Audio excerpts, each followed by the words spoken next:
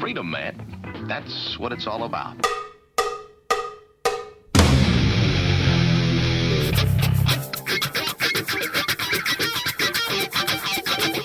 You've got to groove on freedom, like the good book says.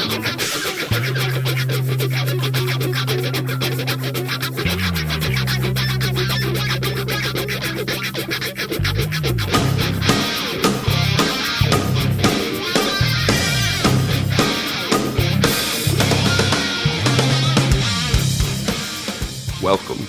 You are listening to What on Earth is Happening. This show will discuss the topics of human consciousness, mind control, natural law, the occult, and all issues that affect the freedom of the people of Earth.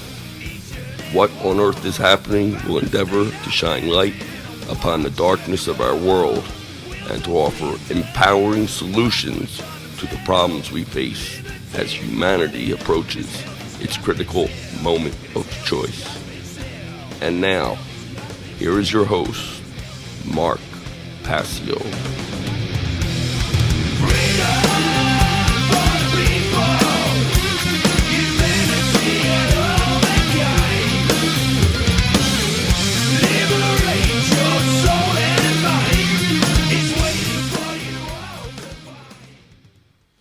Welcome, one and all. You're watching What on Earth is Happening. I'm your host, Mark Passio. My website, whatonearthishappening.com. Ladies and gentlemen, government is slavery. And here on What on Earth is Happening, we are ending slavery one mind at a time. Welcome, everyone, and thank you for tuning in today. Today is Sunday, January 30th, 2022. This is episode number 240 of What on Earth is Happening. We're coming at you live on whatonearthishappening.com, on the One Great Work Network. We are also streaming live on Twitch, on Telegram for the first time today after fixing a couple of technical issues that were making that difficult. And I think that that's going pretty fine so far. We're also streaming on Odyssey, on Float, and coming at you through Restream on YouTube, Facebook, Twitter, and DLive. So expanding our streaming destination reach. And today we have planned a very special show that is going to wrap up our breakdown, analysis, and decoding of Matrix 4 Resurrections, the brilliant allegorical film teaching a wonderful spiritual philosophic lesson. Okay, and I'm told that we're not getting sound on Telegram. I'm going to try to clear that up. It looks like that's cleared up now, so there we go. Okay, so we're going to do an all call-in show today. Entirely call-in. We're going to do that through Discord. So if you want to get into the call queue to have your call taken on the air about the Matrix 4 Resurrections decode that I did over the last couple of weeks here on What on Earth is Happening, you can go to whatonearthishappening.com/Discord. So let's bring up my slides for today. And this is the artwork for today's show. Thank you to Will for keeping up with doing some great art. The whole graphics team on What on Earth is Happening has always done a fantastic job. So I want to say thank you to the whole graphics team and all the people on that team. You guys have always put out great work when it comes to helping me out with graphics for both my show and my site. So thank you. So all call-ins today. I do have a few housekeeping announcements, however. Of course, we're on a new streamlined format here where I'm running without a crew and simply producing the show from my desk. I decided that was the way that I should go instead of setting up and breaking down the room until I have some type of a more permanent location to do the broadcast.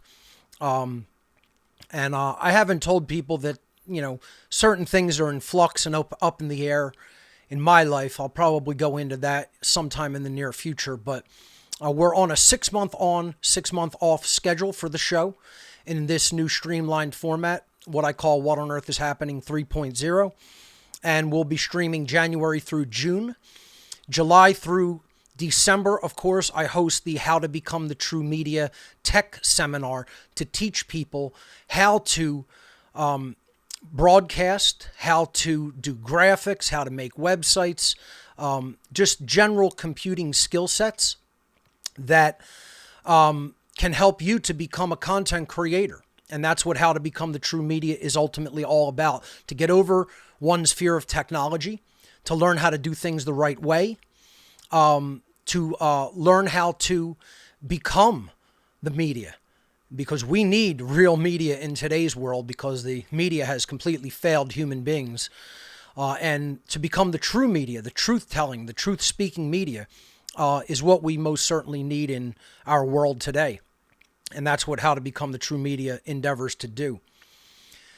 I joined the Getter platform. I am on a myriad of social media platforms.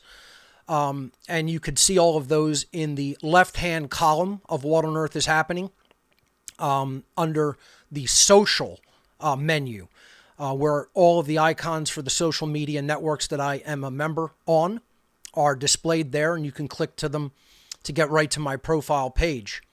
So I've joined the Getter platform as of this week, and my URL for that is getter.com, gettr.com/user/Mark Passio. Of course, the One Great Work Network is running, and we are live on it, and many other content creators have tremendous content on this platform. If you haven't checked it out yet, please do so. The website is onegreatworknetwork.com. 53 content creators and counting. We will be onboarding new people. I have to make time to do that and to tighten some things up over at One Great Work Network. Of course, What on Earth is Happening has taken precedent in recent weeks, but we will be adding new content creators to the network very shortly. The How to Become the True Media Online Technology Skillshare Seminar is going to be coming up this July. We'll be running every Wednesday from July 13th all the way through till the end of the year, Wednesday to Wednesday, December 14th.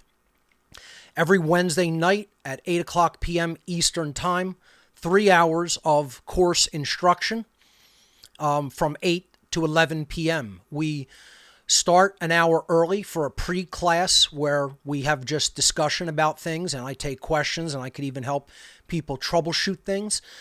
And then usually I'll stay in the class for about an hour afterward to answer more questions about what I taught during that class. So there's a total of 23 class sessions in the seminar. Enrollment will be opening Friday, April 1st, 2022, and we'll be enrolling people until about the first week of July. We'll stop enrolling after that because July 13th will be the first class. So that is coming up in the second half of this year. There is limited space available for the How to Become the True Media Seminar. So when enrollment opens, I suggest that you enroll early. We're going to be enrolling people through all of the methods that I accept on What on Earth is Happening donation gifts. And I will also be accepting check or money order through the mail for enrollment this year. It's something I haven't done previously.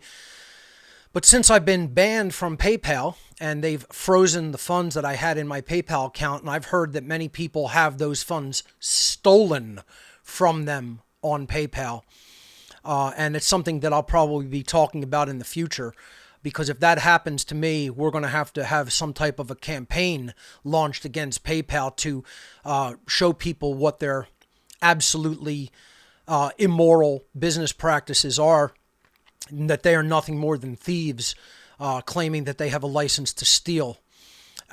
So I'll be talking about that in the future, but as a hedge against that, I'll be accepting check or money order for this private online seminar that I host in the second half of the year. So that'll be an added, donation method. If you want to learn more about How to Become the True Media and all of the skill sets that are taught in the seminar, please visit the website at howtobecomethitruemedia.com. The What on Earth is Happening IPFS project has begun as of January 4th of this year. This is a project to host all of my content on IPFS distributed network.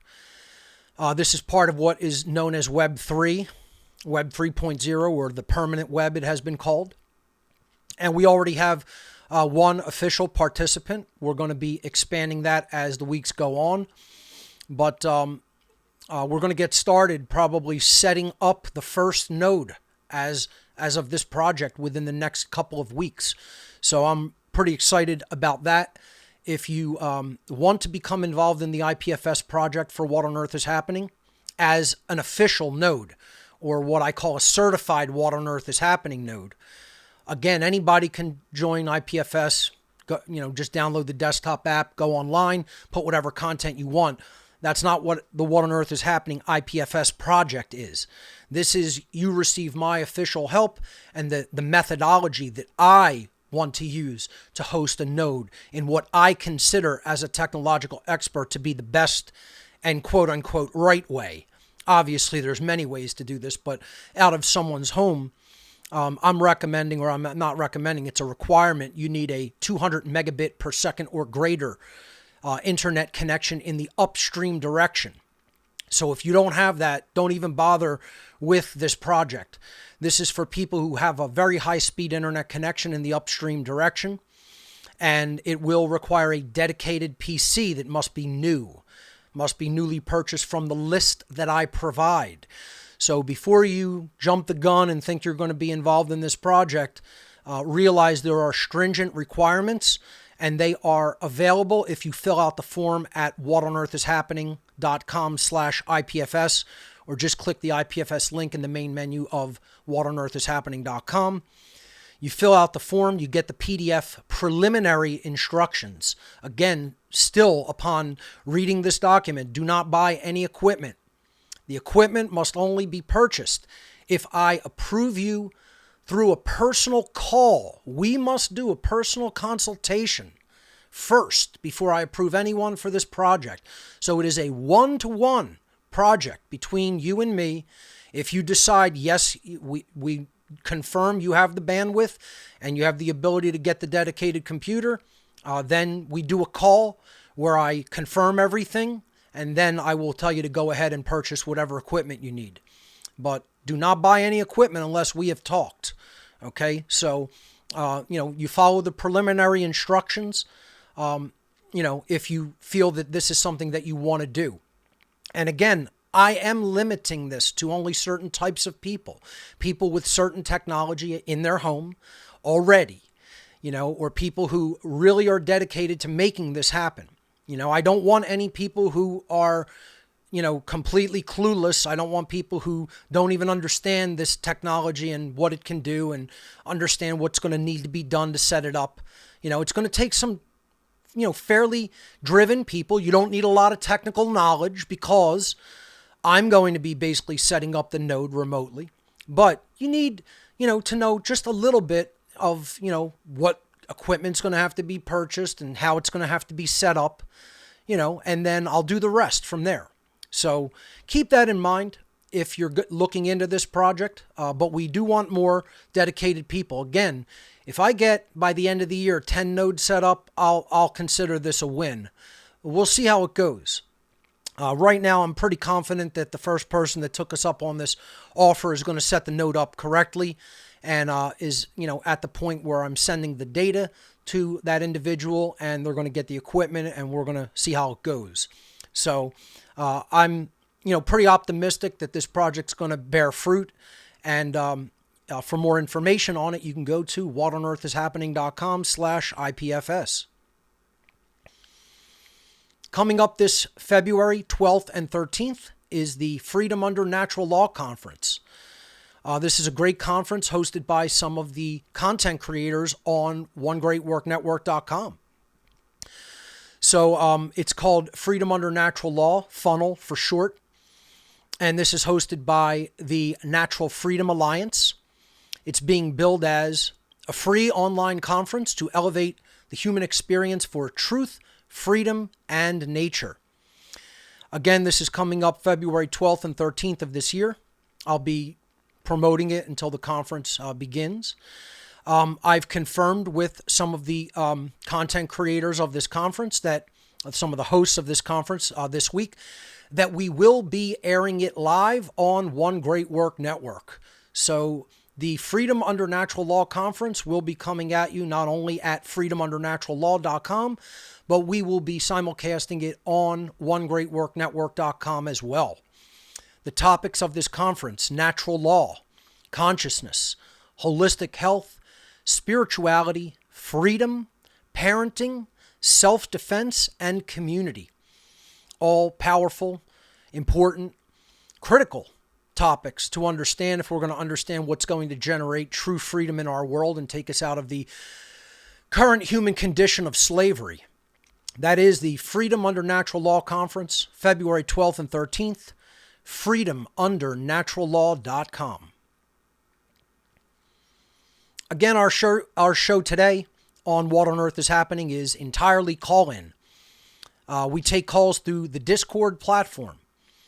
So if you want to bring up anything related to the last two shows that I did, which was Matrix 4 Resurrections, decoded as a spiritual allegory in film, that is the topic for the call-in show today. You can join us live on the air here on What on Earth is Happening during this call-in show at whatonearthishappening.com/Discord. whatonearthishappening.com/Discord. If you are watching on the show page of What on Earth is Happening, that's whatonearthishappening.com/show. There is a small widget on the show page underneath the player.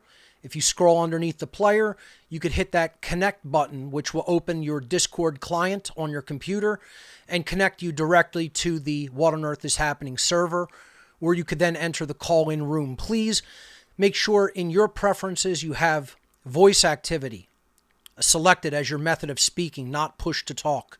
And that'll make it technologically easier. We've set that up in the server, but I believe on the client as well, you have to make sure that your preferred method of talking is call activity, voice activity, I should say. Just wanted to clear that up in case that was confusing for anyone. So we'll be going to your calls momentarily. The ARC 2.0 is a tremendous body of research knowledge that I have aggregated and assembled on OneDrive. If you want to take me up on this offer of knowledge that I call the Amazing Repository of Knowledge, that consists of over 26,000 audio files, just shy of 10,000 books, about 9,500 digital books, and about 3,400 digital videos that helped me to really awaken my consciousness. And it is some of the source material and the groundwork that paved the way for what I do here now on What on Earth is Happening. Again, not every piece of data in the ARC is true. There is data from the enemy on this, device that I provide for people. They send me a hard drive, I send it back to them loaded with data. Not all of it is true. Some of it is put out there by the enemy. And I'm showing people what that is so that they become aware of their mindset and strategies. So when people say, oh, there's disinformation on the ARC, no. I'm showing people what information is being put out there by both who I consider the good guys who are trying to help humanity get out of the human condition of slavery, and by the bad guys who are trying to hold humanity in the human condition of slavery. And we need discernment. That is what the ARC is about taking information in from an eclectic, wide variety of sources, of source material, where you aggregate it all and you sift through all of it to come to a logical understanding of what is taking place in our world and then act rightly upon it. So that has to be clearly understood when it comes to the ARC. I hear all these people going, oh, there's so much stuff on the ARC that isn't true. Yeah, no kidding. That is how you learn what is true and what is not true. It's not all stuff that I agree with or that I am totally, on the same page with every author. If you think that's what the Ark is, you're sorely mistaken. You don't understand the purpose of it. The purpose of it is to give you all of the information that you need to make informed choices and informed decisions about what is going on and about what is real. Okay? That's how one really learns, and that's how one really engages the scientific methodology, the trivium process of truth discovery. And it's sad that many people still don't understand that in today's age. But they don't. They don't. And, if you think the Ark is just all authors that I 100% agree with, you don't understand what this repository of knowledge is. You don't understand what it is. Okay? So, that's the Ark Drive, whatonearthishappening.com/Ark. I got cut off last week just because there was so much information to go through with the second part of the Decode of Resurrections that I got cut off when I was talking about donation gifts and straight donations. So I'll just take a moment to do that here before we begin calls. If you want to donate toward hard copies of my work, flash drives, DVDs, the complete One Great Work, Mark Passio One Great Work collection, as I call it, with all of my work on one drive, T-shirts, other little ancillary items like keychains, coasters, stickers, etc. You can visit gifts.whatonearthishappening.com. Again, I've taken a huge hit as far as the ability to take in resources to fund What on Earth is Happening. It's been much harder that I'm banned from PayPal. That's why I have to start talking about encouraging people to start using and accepting cryptocurrency.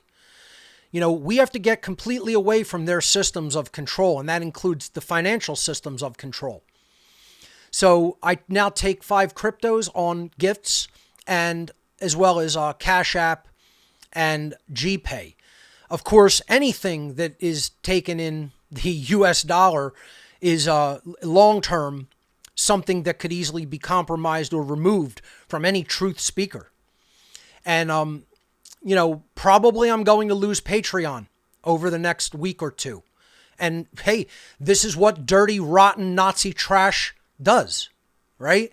That's what people who don't give a fuck about the truth do. They don't care what's true. All they care about is their job and their paycheck, and they'll find a million puppets to do that work for them and deplatform people who are speaking the truth. They don't give a rat's ass about what's true, most people. All they care about is, am I being paid? And I'll do whatever I'm commanded to do as long as a paycheck keeps rolling in. And that makes someone an immoral piece of trash, dirty, rotten, loser, lowlife, Nazi scumbag, communist trash scumbag.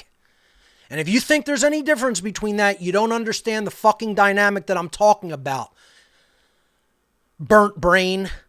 Because that's what somebody is who thinks Nazis and communists are such drastically different things. They're both the same kind of low life, low consciousness, immoral fucking trash. It has nothing to do with who they did anything to or what country they did it in or whether it's considered left or right political paradigm. It's all about being a low life fucking order follower. And if you don't understand that by now, you don't understand a damn thing that I've ever said on What on Earth is Happening. And that's why What on Earth is Happening, I'll say it every single show before I begin getting into content. And we'll repeat it as many times as it has to be repeated. This show is cumulative information. Do not listen starting at episode 240. If you're new to this show, you should not be listening right now. You should go back to number 1 in the podcast archive at whatonearthishappening.com/podcast. And you should listen from number 1 in order until you get to show number 240. Otherwise, you are missing prerequisite knowledge, and you will not understand what's being discussed here. You might think you do, but trust me, you don't. Okay? This is the part of the whole problem with everything that's ever been discussed on this show.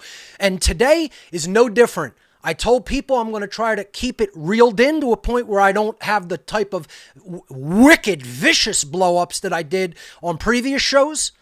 But I'll tell you what, it's got to be repeated. Most people still do not understand what I am talking about. They think they do. And they have no fucking clue at all. Not even a little bit. Because they haven't taken in enough knowledge. They haven't taken it in a holistic capacity. They don't know what I know. They haven't analyzed what I've analyzed. They haven't read the tens of thousands of books that I've read. They haven't watched the tens of thousands of hours of information that I've watched and listened to. They haven't done that. Okay? And that's the problem.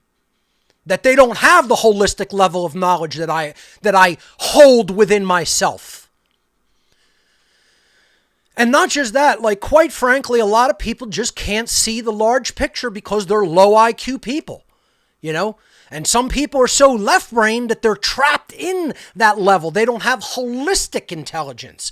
They have pure left-brain intellect, which is divorced from holistic intelligence. And that's part of the problem, is that half the people think they know because they got a tiny little sliver. They're trying to thin slice the information when they don't have enough knowledge, right? And they're really bad at thin slicing that information. They think they could take a little sliver in and they could see the big picture. And they're really fucking bad at doing that. Really fucking bad at it. The other people are the people that, you know, don't want to take in an eclectic variety of knowledge because it's off limits to their limited worldview. And they're in this little left brain prison over here, you know, where they think the intellect is all there is. And if they didn't hear about it in a textbook or on the nightly news or in their science course in college, then it's not part of reality. Well, both of these kind of people are empty-headed imbeciles. You don't want to get trapped in the whole idea of, I've figured it all out and I know everything and I don't need to look at any new info. And you don't want to get trapped in that unless it comes from left-brain scientific institutions, it's not part of reality. This is why my information is so difficult for people to grasp, because it incorporates a holistic worldview. And most people are either trapped in the left brain or the right brain. And if you don't understand what I mean by that, go back and listen to show number 1 and get all the lessons on all of that.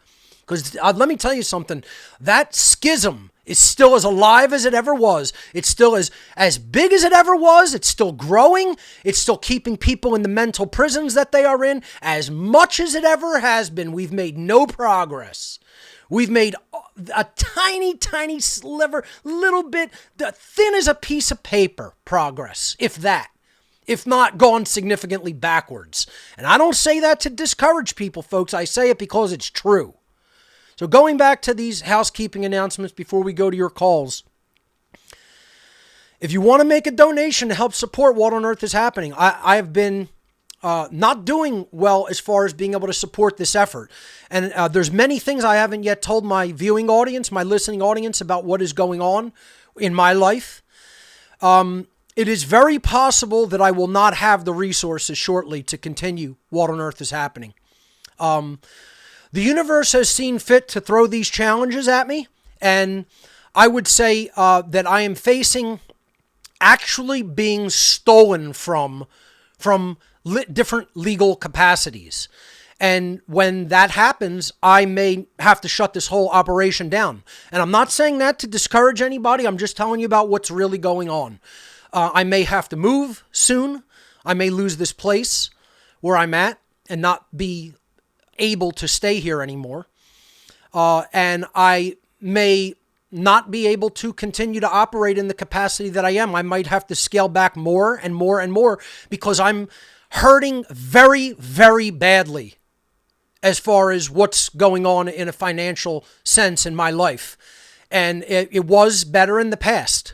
And now it seems like because of all the, lockdown measures and how they're destroying the economy and the supply chain, it has affected many, many people. And it's that is affecting me, plus many other things that I haven't gone into talking about publicly, which I may in the near future. But I'm just letting people know that if you don't support my efforts at gifts and through donations, I will have to scale What on Earth is Happening back further and in the not too distant future. Like, I may not complete this season of the show, sadly, because I may have to move.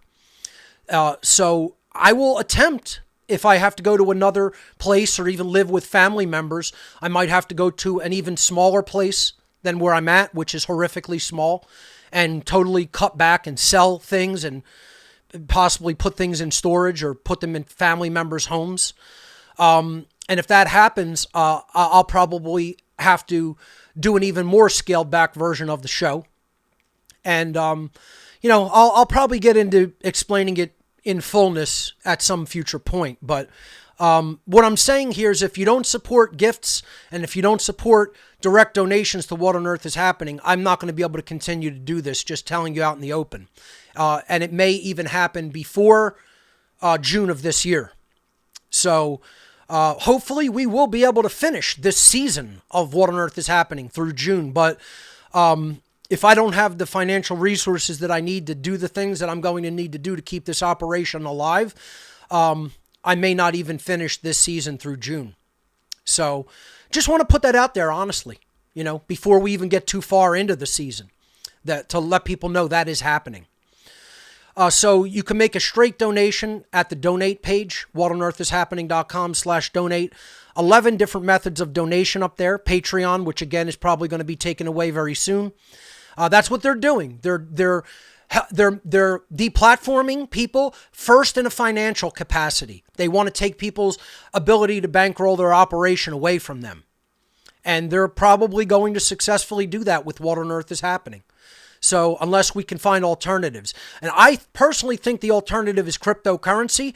But, my viewers, my listeners don't understand cryptocurrency. They don't want to get involved in it. They don't know how. They're scared of it. They think it's a scam or a scheme.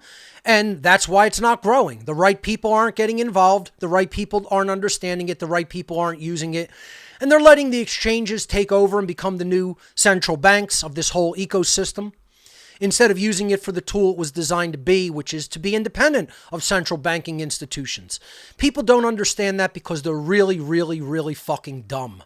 They're just really painfully fucking dumb, painfully low IQ. You're just dumb, son. You're just dumb, to quote the immortal Fred Sanford.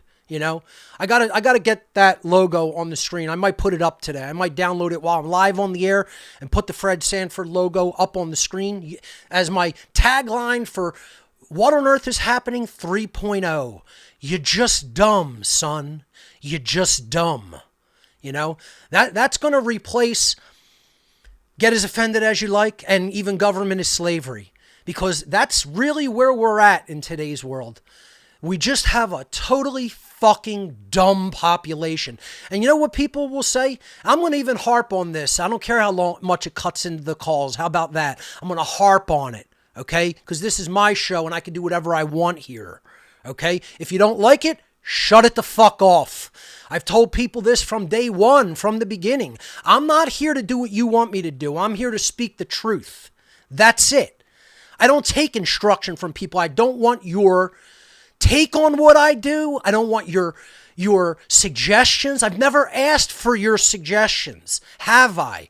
I've asked you to put your own material out on the air. That's what I've asked. That's how you can help me. That's how you can help the whole What on Earth is Happening effort. That's how you can help the one great work in nature. You could put your voice live on the air, but don't tell me how to put mine live on the air. I'll do it however I please. This is my freedom of speech platform, not yours. Okay? So let's get that straight. And I don't want suggestions on how I'm doing. If you don't like what I'm doing, shut the show the fuck off, motherfucker. The end. That's it. I'll be as harsh as I was last season. Okay? So, let's harp on this. All right? I lost my train of thought as to where I was even going, what I was going to get to. It's about people who say, do it my way, or, you should say this or you should say that. This is my platform. You do it your way. Go get your own platform and do it your own way. That's the answer, And it's the idea of people who don't have the picture trying to tell someone else who has the big picture that I'm somehow wrong or I don't know what I'm talking about. No, I've put together the most complete solutions, the most complete overarching understanding of what is taking place on Earth at this point in human history. I'm not talking about the totality of the universe. I'm talking about human slavery going on in the modern day. I've put forward the most complete and accurate analysis of that than any human being, today or in the past, quite frankly. And you want to say that's tooting my own horn? I don't give a fuck. Say whatever you want about it. It's true. And I've put forward the most complete solutions regarding it. I've told people how government is slavery. I've told people how order followers are the problem. And they're the people creating and maintaining the system of slavery. And people don't want to hear that. They want to believe what they want to hear in their own mind. Just like people who say, he's not right about the Matrix decode he just did. This is all about the agenda of transgenderism. You don't know what the fuck you're talking about, loser. That's the answer to that. I'm not going to be somebody who's just going to sugar talk people and go, oh, that's your opinion and this is mine. No, you're wrong. You're wrong. I'm correct. So let's butt egos. If that's how you want it, let's do it. I'll do it like that with imbecile status, with imbecile leftists, with imbeciles on the far right that don't understand government is slavery, that still want police, that still want government at all. They want master to beat them 3 days a week instead of 7. We want limited government. We only want 1 beating a week instead of 7. Total fucking imbeciles. Don't know what they're talking about and don't want to acknowledge that they're wrong. You know? That ain't never going to be me, and I ain't taking a non-harsh approach to it. That's where I was going to harp. Everybody's like, why don't you take it easy on people, Mark? They've been through a lot. I don't give a shit what people have been through. If you don't understand, now is the time to buck the fuck up. Get over whatever trauma is holding you back. You don't have time for that right now. You can lick your wounds after the war. You know? You got to stop making excuses and stop saying, oh, go easier on people. That's the whole problem with the world, that we've been too easy on people. We've made them weak. We've made them not want to say a word because they're fucking cowards and they're weak people. Weak cowards. That's why the world is the way that it is. Because they won't say anything harsh to anybody else because they're loser fucking cowards. That ain't ever going to be me. That ain't ever going to be me. And you better learn that and get over it. Not this one. That ain't this one. You better understand that. So, as you can hear, I'm fired up. Okay? Because I'm tired of hearing imbecilic opinions. Imbecilic opinions. And then, I often think, why bother to do calls? Okay? Why bother? I've generally gotten very good callers, right? But we'll see what happens. We'll see what I get when I start taking calls live. Because quite frankly, folks, I'm telling you right now, there's just so many idiotic opinions. This is why I want all commenting turned off on all my social media. And social media not being able to turn comments off is the worst decision ever made. Somebody should have be allowed to have a platform on a social media platform and decide whether they want anybody to comment on what they post or not. If you want comments, fine, good for fucking you. Have as many imbeciles post their imbecilic opinions on your posts as you want. Turn your comments on and go fucking crazy with it. Quite frankly, I don't want to hear imbeciles. I think almost everybody out there who opens their mouth, liquid shit pours out their fucking lips. And they're just sewage. They're just sewage for brains, and they have sewage for speech. And I don't want to hear them. I'm not interested. If you want your platform, go create your platform and then spew your fucking liquid sewage anywhere you want, all over all your garbage. I don't want it spewed in my house. I don't want it spewed over with the content I put out. It's distraction and dross. Distraction and dross. And I don't want that on my social media. I don't want that on my videos. Odyssey, give the user the ability to turn the fucking comments off site-wide. Site-wide, their whole channel. At least YouTube gives that ability, as Nazi trash assholes as they are. At least they give that ability. Odyssey, what is your problem? Let us turn all commenting off so our material that is good, that is efficient, that is true, that is an accurate analysis can just stand on its own in our own platform. If somebody wants to repost it wherever the fuck they want, where all their imbecile idiots with all of their imbecilic, idiotic opinions hanging out are, let them fucking repost. And then turn your comments on and go have a shit spew contest to see who could spew the most fucking garbage. I'm not interested in that. I want my content to stand alone, on its own. And if I want discussion on it, I could turn it on for that post. I'm not interested in discussion most of the time. I want it to be a one-way flow of information from the huge power transformer out to the potential small lights of the world. And that's who I am. I'm the huge fucking power transformer that has so much electricity in it that it can light 10 billion light bulbs.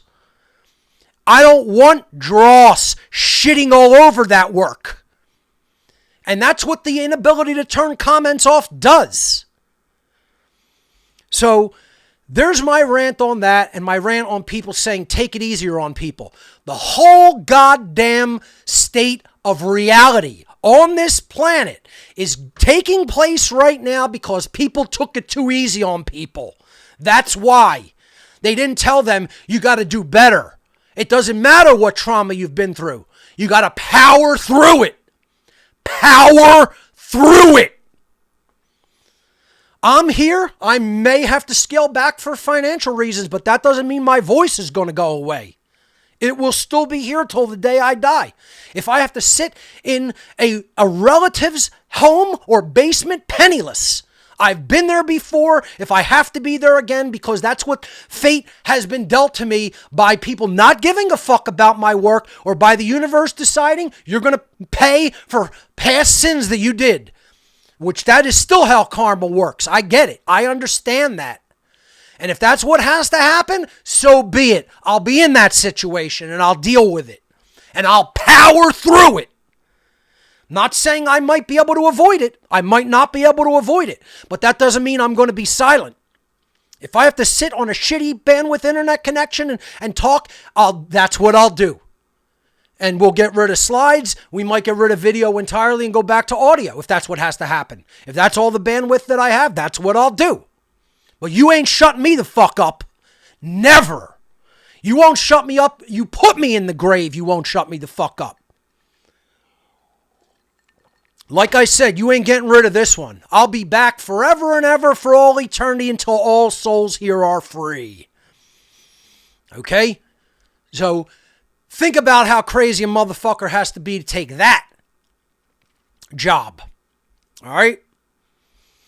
And people think that that's a game or that's, imagination. You have no idea what the fuck you're talking about. There are some people who have made that vow. There are some people who have signed on for that task, for that work. And I'm one of them. So let's jump into calls. To join us, whatonearthishappening.com/Discord. All right, let me go over back to the logo here.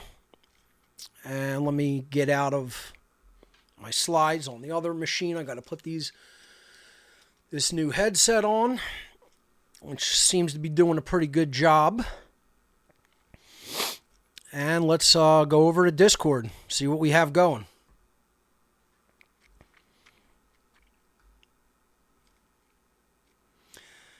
All right, folks.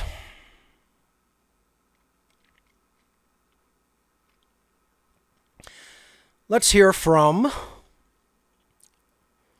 content creator on the One Great Work Network, Brandon Spencer. Brandon, you're live on What on Earth is Happening. Hey, Mark, what's going on? Can you hear me? Yes, I can. You're coming in loud and clear. I think you're going out loud and clear over the airwaves. Brandon is a content creator on One Great Work Network and does a great job putting content up.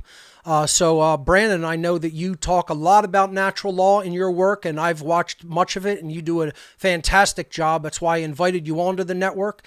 What do you have for us here today? Well, thank you for inviting me on. And I just wanted to say that I love the way that the One Great Work Network is set up because you have a bunch of different content creators, who have their own style and flavor. So if they don't like my flavor or like your flavor, then they can get it, from someone else. Absolutely. So I highly encourage everyone, to check it out. That's one of the whole main purposes of setting up One Great Work Network. That's one of the things I envisioned. I'm like, I'm not the only person doing this, right?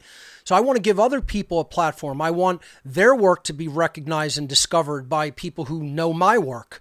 And I want them to be supported in their efforts as well. And yeah, you're right. It shows that you could create a network with many different viewpoints and, eclectic perspectives. And people can learn that way. They might not like some of my harshness. Well, then you can go over to Brandon Spencer's work, or you can go to, Larkin Rose's page or anybody else on the network, Will Keller, etc. And you could hear it from their perspective and hear it how they want to do it. And that's what I'm trying to encourage people to do. Come out with this work your way. So yeah, thanks for mentioning that, Brandon. Go on ahead. Yeah, people are really hard-headed folks, They are. and to get into the Matrix 4 Resurrection, it was part two, the analyst, what he was saying, and the two biggest points that I got from your breakdown, which I love your breakdown, and I love the Matrix 4. I watched it 4 or 5 times, and it seems people just don't understand the philosophy behind it. But the part that got me was the internal contradicting, because that's something that I still see within people who claim to be, aware. And in the freedom movement, they are still in this internal contradiction. Their thoughts, their emotions, their actions are still not in harmony. They are still in a form of disassociation, cognitive dissonance, and they don't want to come out of that. That's right. Their ego is running the show here, and you talked about this so many times. They're anchored in that low consciousness state. People will hear me yell. They'll hear me get angry about how people have just given over their mind to others, how they're not improving themselves. See, let me tell you something, folks. People think, oh, I'm really harsh on people all the time. No, incorrect, wrong, not true. Anybody that's around me can attest. Here's who I'm ultra harsh with. People who don't learn and progress and go up higher and higher, right? I don't care if you're down here. If you're down here and you're doing the best that you're capable of, and here's where you're at the next day, and then here's where you're at the next day, and then here's where you're at the next day, and then here's where you're at the next day, and you're just slowly making progress. That's okay. I don't get nuts on people like that. But when you're doing this, and here's the next day, and here's the next day, and here's the next day, and you're not making any progress, and you're not moving, and you're not learning, and you're not growing, and you're not expanding, and you're not learning new things, new skill sets, improving yourself, competing with yourself from yesterday, getting better than yourself from yesterday, then I have a problem. Then I become the petty tyrant. Then yes, I will get nasty. I will get angry. I will say, what the fuck are you doing? Do you think this is a good enough effort? Brandon, I want you to stay and comment a little bit more because I value what you have to say, and I think your perspective is a very good one. But I just want to throw this out there. I've attended seminars where the martial arts seminars, okay, where the instructors, and I'm not going to mention any names, I'm not going to embarrass anybody, okay, but I hear people say, this guy's one of the hardest ass instructors that there is. He alienates a lot of people. He makes people turn away from his instruction style and the class, and they don't want anything to do with him or classes that he teaches. And I've attended a couple of this individuals, I'm not going to mention names, classes, in seminars. And I'm a novice. I'm a novice when it comes to martial arts. I am by no means a master, an expert, a sifu, one who is ultra skilled. I consider myself a novice who is in the process of learning, and I don't even make enough time to really significantly improve my skill sets because of this work, okay? But I attended this instructor seminar, and here's what he would say. He said, I see some of you come, and you've been coming to these seminars for 20 years, and I see you making the same novice mistakes, not improving, not learning, not growing in the art that you made 20 years ago. What are you doing that you're just sitting still? You're not making an endeavor to improve. And then he said, like, he would be the harshest with people who he thought should make progress and aren't. And then he'd come up to newbies like myself and give them a compliment. And I'm like, what did I do to deserve that compliment? And he knows I knew absolutely nothing, and now I've shown a little bit of improvement, right? So that's all I'm asking for. I'm not asking for everybody to be perfect next day, next minute, next second. I'm asking for people to be better than they were the day before, to do a little bit better, to improve upon their skill sets, to make not keep making the exact same mistakes over and over and over because they're fucking hard-headed in their ways. And they're like, I was taught this way. This is how it's done. This is how I'm going to do at the end. That's what I have a problem with, to a point where I get extreme anger building up, because what is it inside of that individual? What is it? You know what it is? It's laziness. It isn't anything other than laziness. It's them saying to themselves, I made enough effort already. Fuck more effort. Fuck making any more effort. I'm not going to do any more to extend myself any further. This far and no further. I've put out enough energy and enough time and enough effort, and that's it. That's all the universe gets out of me. And all I'm saying is push yourself more. Put your psychological fear factors aside. Put the licking of your wounds. I get it. We all have to lick our wounds. What do you think? I'm not traumatized, but I'm here on the air. I'm speaking. What do you think? I haven't undergone trauma? I've undergone more trauma in the last 2 years than you could 10 times over multiply all the trauma I experienced in my life before the last 2 years. And it would not equal the trauma I've undergone in the last 2 years. And here's what I'm still doing. This show every week, doing the How to Become the True Media seminar, 6 months out of the year, still putting out a full-length documentary, still doing the gifts, area of my website and acting as like a shipping center out of my house. Still putting out presentations. This effort hasn't slowed down, as I showed people on week 1 of the new format, showing people all the work that I've done in the last year and a half, less than year and a half. I'm just asking people, put more of an effort than you have. And most people don't want to do it. They're comfortable. The problem is they're still too comfortable. Enough hasn't been taken away from them. That's the issue. So Brandon, your response to that. Yeah, people do love their, that comfort state. People fear change. People fear the unknown. And I got into a conversation with another content creator. I'm not going to say their name, but I was trying to get them to go deeper as far as in knowledge, as far as consciousness, because everyone wants to stay, like at the conspiracy level, the New World Order, the whole Corona stuff. I was trying to get, I was trying to get him to push his awareness into consciousness, into the laws of nature, into the occult realm. And I was just hammering him so hard that he eventually told me, don't ever bring up this, the deeper stuff, because of his trauma, because of everything that he's gone to. He doesn't even want to engage in that stuff. And believes that somehow that information he's putting out could long-term, for the positive, affect human freedom for the better. Believes that. Right. Am I correct? Yes. Total delusion. Yes. Total delusional. Totally Right. delusional. And that's what people Because don't understand. If they're in that mindset, they believe I can continue to pour gasoline on a burning fire and put it out that way. They believe this. They believe you can do the opposite dynamic in consciousness and somehow come up with what they want. And it can't happen. It's total and utter fantasy, delusional thinking. And that's what someone like that has to come to understand. They have to understand that they're stuck in a state of delusional thought where they believe you could do the opposite and somehow come up with the result you want. And it doesn't work that way in nature. The laws of nature simply do not function in that capacity. And this is a person who's trying to say, I want to make how I want it to work in my own limited perspective, in the trap that I'm in up here.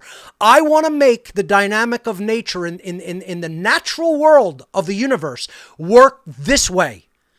Just because I'm more comfortable with what I have going on in here, instead of adjusting this antenna to the frequency of how it really does work in the wider aspect of nature, and then aligning one's thoughts and behaviors to it. They don't want to do that because they believe ultimately that inside here is the fucking power, right? But in a limited ego perspective, instead of attuning this to the wider field of consciousness and understanding what is truly real and how the true laws of nature operate, and then aligning their own perspective and their own behavior to those wider laws. Anything but that. Yes, and that. Yeah, go ahead. And that was what I was trying to get him to understand. I'm like, pull yourself back. Stop looking at it from your egoic attachments. You can't look at this, like the deeper stuff, the same way you've been, looking at the lower level stuff. You have to get a different perspective. You got to put the ego aside and see it is not just about you. And that's what I was trying to get this individual to understand, till it got to the point to where he just started trying to compare his knowledge to my knowledge. And I'm like, this is not about who's more knowledgeable, man. You were still stuck in ego. And all of this started because he asked me about the whole trucking stuff in Canada. And I'm like, I really didn't see the point, because if they really knew who the true enemy was, then those people would turn their trucks back around and go back home and sit down and look right in the mirror. That's it. And that's what I told him. And then I also told him, that they should be learning how natural law and educating other people. But until they have done that work upon themselves, that shadow work, which no one still wants to do, then don't expect any change, because change starts from within. That's it. They're still blue-pilled. To go back to the Matrix analogy, these people believe that they're red-pilled, but they're not. See, the red pill is operating on a whole nother level of awakening yourself to your true higher self in consciousness. This is why even after main characters stop taking the blue pill, they're still in the Matrix. Even after they take the red pill, they're still in the Matrix, and they still have to break the mirror of self-identification, of ego identification. They still have to squeeze through that narrow passageway that represents the narrow straits of morality and the narrow straits of the laws of nature and of truth. They don't get the allegory spiritually. That you could stop blue-pilling yourself as far as the fake media is concerned, but you think you're awakened to your true self at that point? Hardly. It takes much more work upon the self, That's why I'm saying, if people were at that level of consciousness, we would have told this entire system long ago to go shove itself up its own ass. We would have told it to fuck off so long ago. If we were at that attainment of true self, no one would cooperate with it. We would not take a paycheck to do horrific, immoral things. We would not continue to do the jobs of the physical enforcers of the Dark New World Order. We would just say, we would laugh at people giving those orders and quit that cult and never look back. Never even look back. Not even worry about what's that going to do to me in the 3D world? What hardships might I have to encounter? What negative effects might it create in the short term for me because I quit that cult? We won't even think of those consequences. Like I said, to give it the Matrix analogy, it's not even a choice. It's a false illusion of choice. We wouldn't instantly, if we were connected with that higher consciousness, oh, let me snap with the ring finger. We would instantly know what we have to do. It wouldn't even be a choice. It would be a no-brainer. Yep.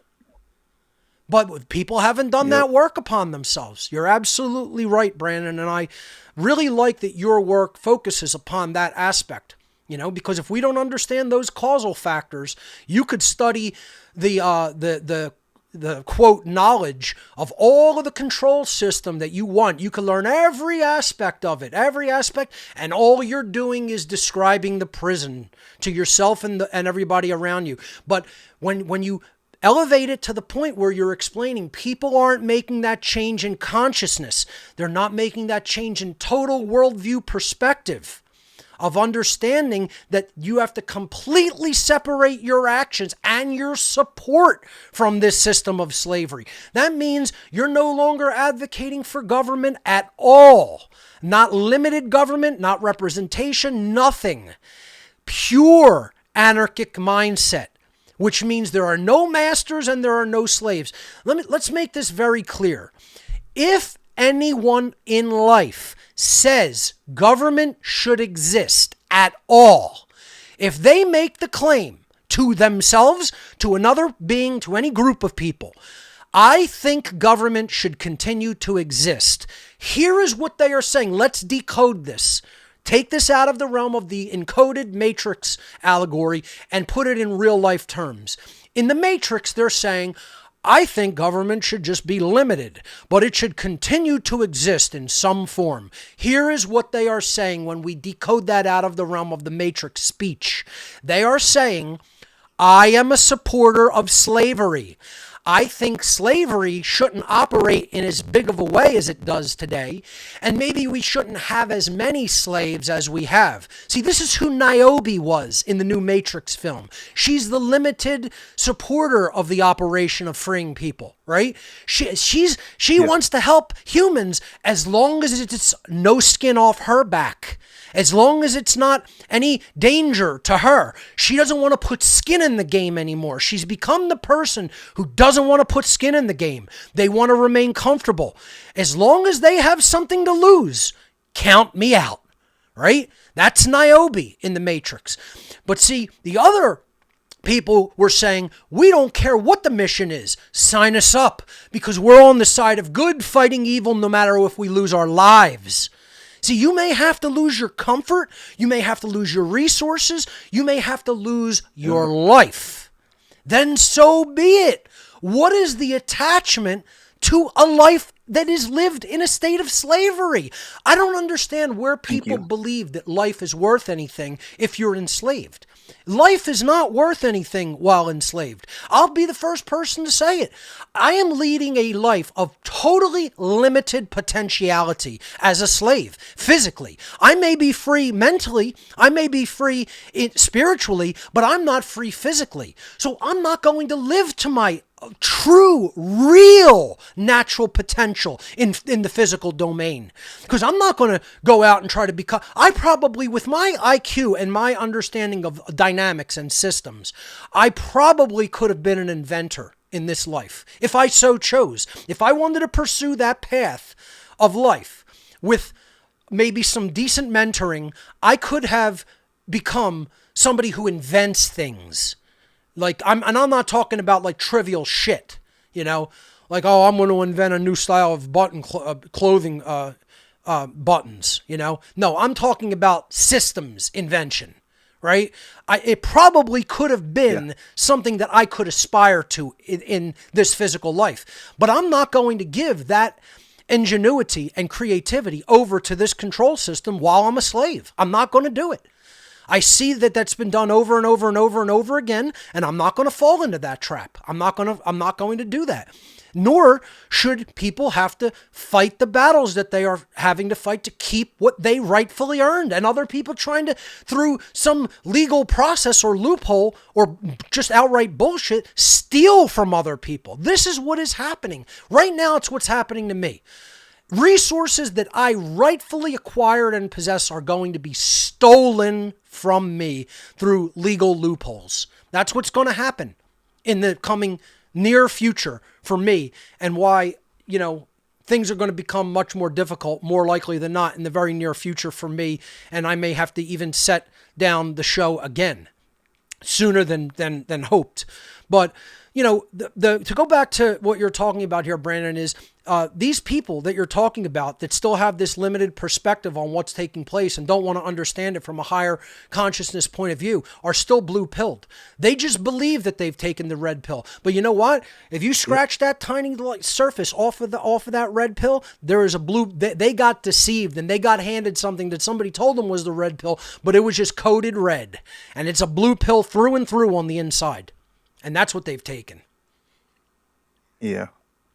And the last point is it seems people have lost sight in freeing minds and ending slavery. Everyone is talking about building communities, which is a good idea, but we have to, get back to what the true causal factors was. And, and I thought it was supposed to be freeing minds and ending slavery. And it seems a lot of people have lost sight of that. You're right.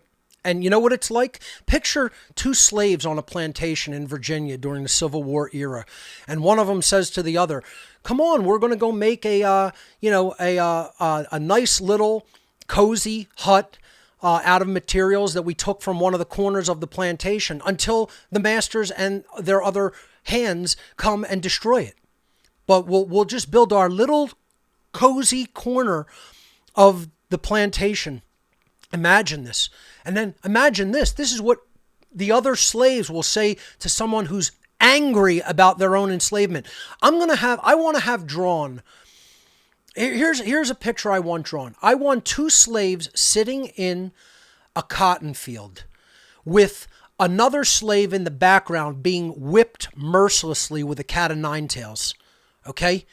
And one slave is saying to the other slave, I don't understand why you're so angry. They're sitting beneath the cotton plants where their tops of their heads can't quite be seen. And one of them is just like angry, like burning up that this is happening. And the other one turns his head and says, I just don't understand why you're so angry. Imagine this. Yeah. Imagine this. Imagine that anybody in the world today believes in the concept of authority over other people. And what they're saying is we are supporters and proponents of slavery in the modern world. Whether they understand that is true or not, that is exactly what they are. Could you imagine dirty, rotten bastards saying certain human beings should be enslaved by other human beings? Could you imagine this? And then you would have the slave sitting down with the other slave in the field saying, I don't understand why you would ever want to do any harm to the master. Where he's saying these people should just die. They should just be killed. And then the other slave turns to them and goes, what are you, crazy? You want to do harm to the master of the plantation? You think you'd be in your rights to do harm to the master? This is how crazy people sound. This is how absolutely batshit lunatic fucking crazy people in my whole environment sound to me, because I know government is slavery. And I hear people advocating for the continuation of human slavery through government. And you know what they are? They're rotten, lowlife, scumbag fucking trash who would have supported black slavery in the Civil War era period. They would have supported the Nazi garbage fucking trash of Nazi era Germany. They would have supported the garbage communist fucking trash of Soviet era Russia. They would have supported garbage red Chinese trash of that period in fucking China. Because they're lowlives. See? And this is it. I'm done even dealing with anybody that thinks like that. I'm done even being nice or cordial to them. If you think government should exist, you're a rotten piece of immoral fucking trash, and I want nothing to do with you ever. That's it. As a human being, I think you're a scumbag fucking whore piece of trash. I don't know how much more viciously I can say it, but that's the truth of the matter. It's not the truth because I think it or I say so. It's the definitive, objective truth of reality. As I have come to understand and discover it as being true. So, Brandon, I think that you're spot on. I like the way that you present things. I like your technical prowess. I see what you do with your shows, and you have a firm understanding of, a technical workflow in your material. You do nice slides and presentations and live shows. So keep up the work, my friend, man. It's awesome material. So please, everyone, check out Brandon Spencer on One Great Work Network and contribute to him. Donate, go to his donation page and donate with whatever donation methods he has up there on One Great Work Network, because this is what doing the great work is all about. So thank you for the contribution of your effort, Brandon. And thank you, Mark. Thank you. Absolutely. All right, let's jump over to another caller.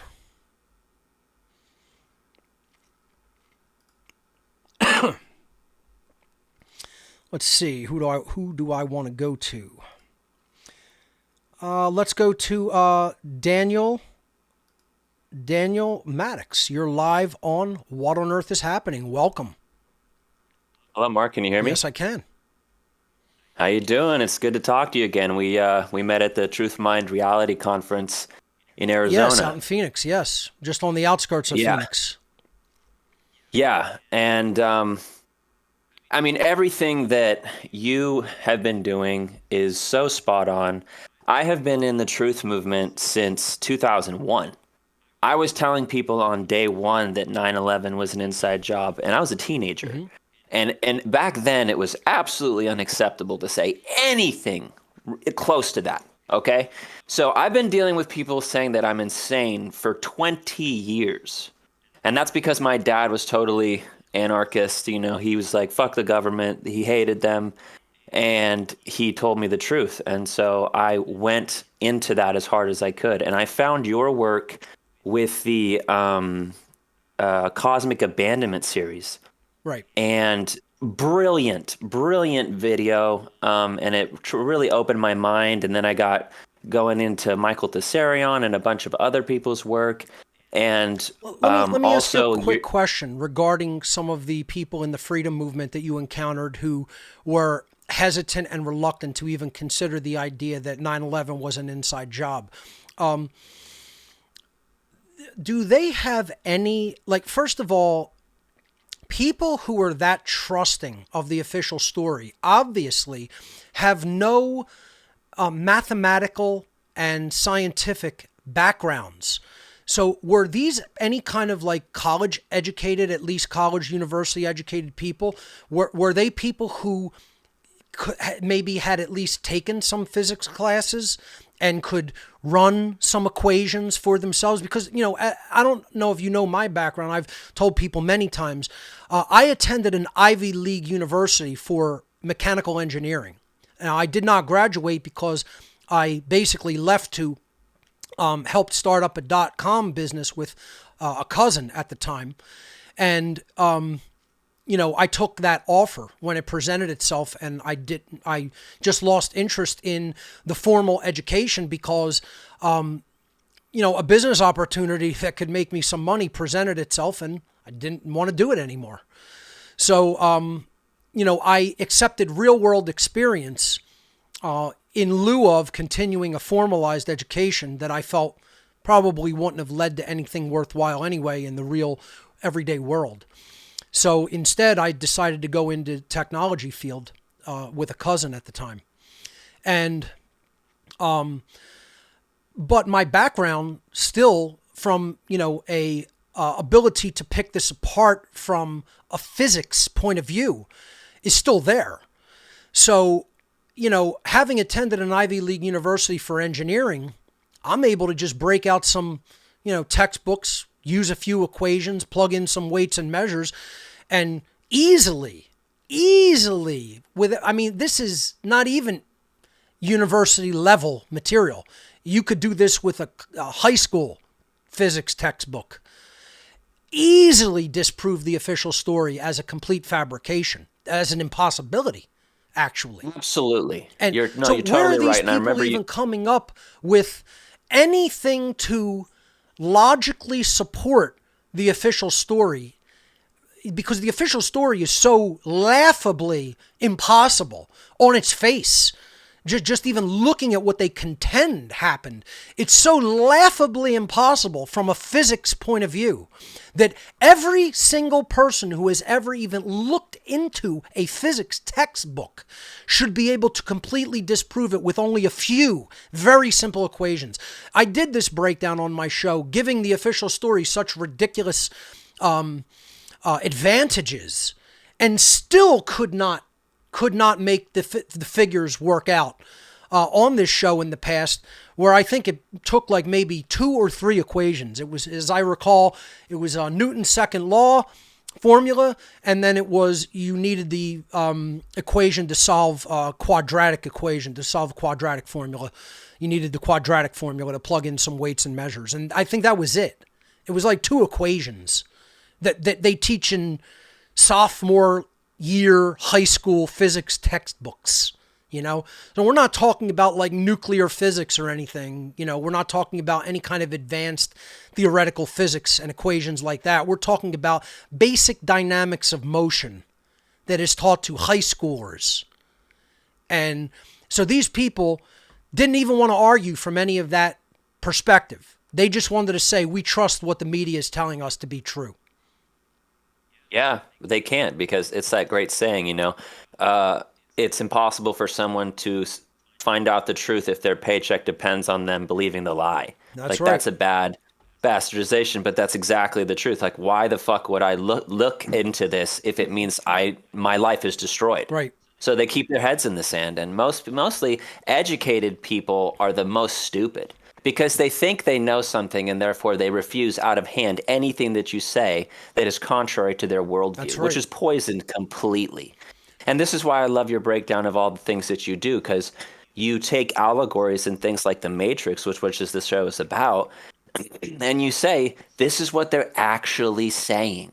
You're looking at these action sequences, you're looking at whatever is in your mind, and you're picking up on these things and whatever the media has shoved down your throat and say, yeah, this is what's really going on, or this, that, and the other thing. And what you said about going from your show from start to finish, which I have done, it's not a joke, people.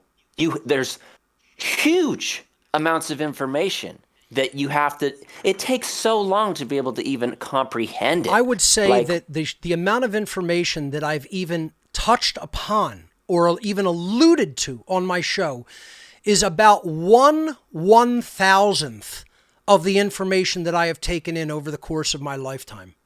If I had to estimate, it is approximately 1/1000th. So if you imagine how much knowledge and information I have taken in over my lifetime, it makes even what I've done in What on Earth is Happening look like an absolute sliver, a nothing. And so but I appreciate you saying that, yeah, there's a considerable amount of information to go through here, There's a lot more to come, Mark, because we're going to support you and we're going to keep you going as best we can, because honestly, I needed your anger. I needed it. Because without it, it wasn't going to get through my thick skull. As awake as I was, without you yelling, it like got the fire under my ass. And a lot of people who are super intellectual, like me, we need that person yelling, that father figure saying, hey, what the fuck are you doing? Right. And because the NPR voice works on all the drones out there. Yep. Oh yes, the soft tones, and you'll accept what we're saying as we're killing you slowly, right. And you know. And so this is why, if you would let me, I would like to plug my own website, sure. Which I started. It's danielshanemaddox.com, and I've been working on a book, and you're actually in it in parts in the series, and it's about natural law, but it's told in a high fantasy science fiction allegory. So. It's called Resonance Born, and it goes through the beginning of 2020 during the pandemic about these people who basically, through many lifetimes, they have to deal with something that they fucked up in a long, long time ago. They have to deal with it no matter how long, how many lifetimes they went through. So I incorporate everything that I've learned through your website and through other great teachers. And it was hard to do, but it's not impossible. And I've had help. And anyone listening can do it too. And it doesn't need to be perfect. It doesn't need to be this great grand thing that costs a lot of money. That's You right. can get like you were saying, you could just do audio or anything that it takes to be able to bring your own personal flair. You don't have to make a perfect effort, folks. You can make a good effort and work on it and improve upon it as you go. Perfection is the enemy of good. It will get you stalemated. It will make you stop and do nothing because you're trying to achieve perfection immediately. And there's no such thing as perfection. All you have to do is put something out that's decent, that's good, that can help people understand something, and then you improve upon it as you go. It's one of the tenets of the seminar that I teach. And that's why it's also super cool that you're doing the new media, because I see so many people out there that they don't have the technical skills. It's beyond them, right? But they're not incapable of learning. They have that within them. I see it, because they apply their skills in other areas. It's just, they don't think they can do it, or they don't think they have the time, or no one will listen. But I've seen people come from nothing and shoot up and reach a lot of people with the truth. We already have content creators on the One Great Work Network that weren't very good with technology themselves until they took the How to Become the True Media seminar, and they're already making content on the One Great Work Network. The people who didn't want to touch computers are doing great jobs at it. This is attainable. This is learnable. This is not something that is impossible by any stretch of the imagination. Can it be confusing at first? Yeah. Then something will eventually click and you'll have an aha moment. You go, I get it, just like you did with the material about the world. And then, will you be good at it at first? No, you won't. You'll probably be very sloppy at it and awkward, but then you'll improve upon it as you go, and eventually you'll be making great stuff. That's how it works. Anything takes practice. What do you think? The first time I threw a punch or a kick in martial arts, I threw it perfectly? No. It was awkward, it was sloppy, and then you improve. You keep practicing it 1,000 times and improve upon it until you get it right.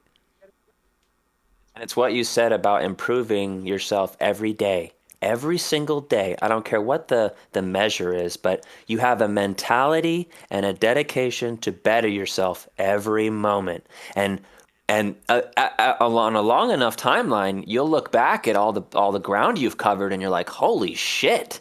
I accomplished something great, but I did it one step at a time instead of thinking that you can leap 1,000 miles in one go," which is what stops most people from ever starting. And it's a sickness in the mind and in the heart and the soul to think that you're not worthy, that you can't achieve, that your voice doesn't matter. Well, guess what? You're wrong. Your voice matters more than you can possibly imagine, down to just you saying something that's true to someone in the street, and then they change their daily behavior and they tell someone else what's true, and that it spreads. Truth is also a virus that spreads. It's a contagious thing. And if enough people hear that, if enough people get infected with the truth, they're like, it's real. It's a palpable force in the universe, and if we can harness it and dedicate ourselves to it, then like the phoenix, the human race will emulate, and all that came before will incorporate into the next incarnation, and we can rise above all the trauma. We can rise above all the alienation and the humiliation and all the crazy shit that has happened to the human race. Because I tell people all the time, the human race has been through the most abject horrors that modern people can't fathom because we're too coddled, because we're too... It's just sad what the human race has become. If you haven't seen the movie, don't look up. Great movie. Watch it. That might be one of the ones I might want to break down in a future podcast, because I think aside from The Matrix Resurrections, that was one of the films of the year. Yeah, I saw it last night for the first time. My sister recommended it, and say what you want about DiCaprio and his dealings with the UN and all that, but the man always delivers such profound emotional responses to things. Like when he loses it and he's just like, we're all gonna die, and people are just like, I'll just have another latte. Yep. And, they're just trying to downplay it because they're on Xanax and fucking every other SSRI inhibitor under the moon. And they don't even care that the world is ending. They're so disconnected from reality. Very accurate commentary on the current human psychological condition. They might slip a few things in there that aren't quite accurate, but let me tell you something. When they talk about how human beings are as vapid as they are and uncaring as they are, it's very spot on. Very, very spot on. Let me go back very briefly to something that you said. You mentioned, and quite correctly, what holds people back from learning a lot of this stuff. And I'm not even talking about the stuff about what's going on in the world.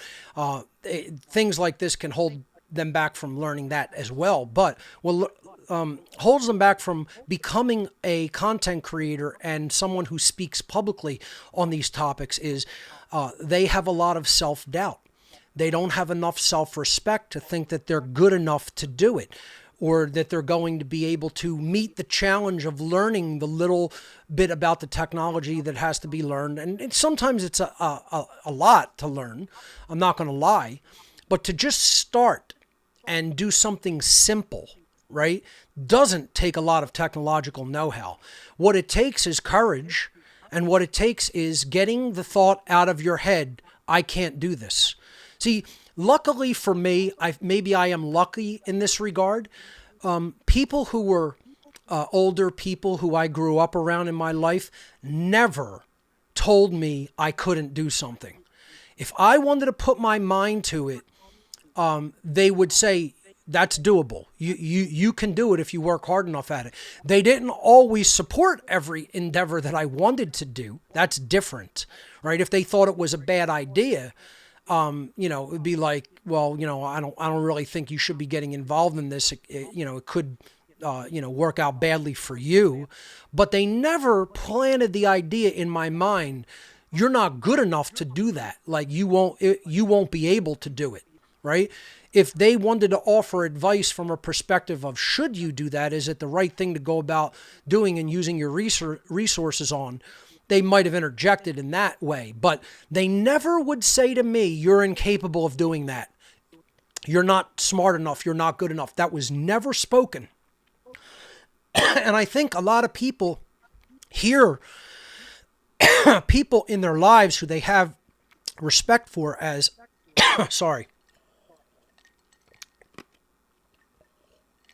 as older individuals, somewhere along the line, put the impression into their mind that they weren't good enough or smart enough to undertake a certain endeavor. And that's still sort of like this anchoring psychologically in their mind that they have not been able to uproot and get past. And that's why on future editions of What on Earth is Happening, I have to do a show or two on psychological factors, psychological fear factors that hold people back from starting, from getting involved and putting skin in the game and beginning and speaking out publicly themselves. And we're going to list all of these psychological problems. And I'm going to have people come on live in real time, interview them, and let them make lists of pros and cons. Why should you do this? Why do you think you can't? What's currently holding you back? What are the reasons you have right now for not beginning, for not starting? And I think we're going to see a whole laundry list of excuses. We're going to see things that are so, when we put them out in front of people, people are going to go, oh my God, this is what people think in their own minds and their private thoughts. This is what's holding us back from right action. We're going to confront it. Like in Harry Potter, the fear had to be confronted. He brings it out of the box. I can't remember the name of the box. It's this box where their fear is kept. It's a magic spell where the actual representation of their fear comes out of the box, and they have to cast a spell at it to make it diminished and eventually go away. And the spell is ridiculous, right? The word ridiculous is actually the spell, because he's showing, the instructor is showing the student, You have to look at your fear and see how ridiculous it is. The only way you do that, that's a symbolic allegorical representation of shadow work in another allegorical story, the Harry Potter series. And I just love those scenes because it shows how utterly ridiculous our inner fears are that hold us back from moving forward in right action. And we need to do shows to expose this, where we'll do the same thing, only we'll do it on a sheet of paper, or in this case, I'll put it digitally on a slide. And we'll look at the fear factors that are in everybody's mind that just holds us back from right action. And we're going to see how ridiculous they are. I just wanted to say that. That's a great idea. Because your comment, reminded me of that. So give people your website once again, Daniel. And if you're interested in the One Great Work Network as well, hit me up. We're going to be onboarding new content creators in the next month or so. So, I've taken a little bit of a break from doing that because of how much work I've been putting into What on Earth is Happening recently, and, upgrading those sites that we recently did, and doing work with preparing the show.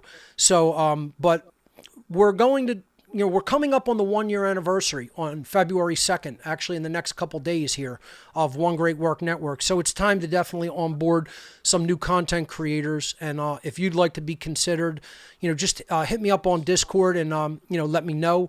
And I will put together an onboarding package for you. 110% on board. Great. I that's what I want. That's the reason that I'm here today. And look, the universe provided me with that opportunity. Why? Because I've done the action. That's it. I've done the fucking work, people. And you say, oh, I toot my own horn or whatever. It's like this. It's easy to fucking get all crazy with people when they're doing absolutely nothing, worse than nothing, because they're attacking the people who are doing something. Imagine that. And it's like, yeah. You fucking retard, dude. I am not asking for your input. But here's the thing. What you said about people talking about their fears is so important, because the littlest amount of success can really uplift people in profound ways. That's why I started my TikTok, and I had no followers for a long time. And then all of a sudden, boom, it's huge. And you can make 2-second clips or something like that. Just make a little funny thing like JP Sears, where your sarcasm is so heavy and only the idiots can't see it. But the people who still have two brain cells to rub together be like, oh my God, what he's really saying is this is all bullshit. And this is how ridiculous it is. And my website is Daniel Shane Maddox. That's ShaneMaddox.com. My book should be available soon. It's been a long time coming, and I'm really excited about it. I'm really excited about joining you in What on Earth is Happening. Thank you so much, Mark. Daniel, thank you. We're doing it. I hear you have a very firm grasp of these concepts. You have a good way with words. Thanks for the work you're already putting out, and hopefully we'll be able to onboard you on the One Great Work Network soon. So thank you for the call.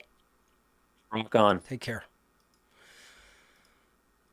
See, this is what I like to hear. People who are engaging in the work. And like Daniel said, imagine people who want to criticize other people's work.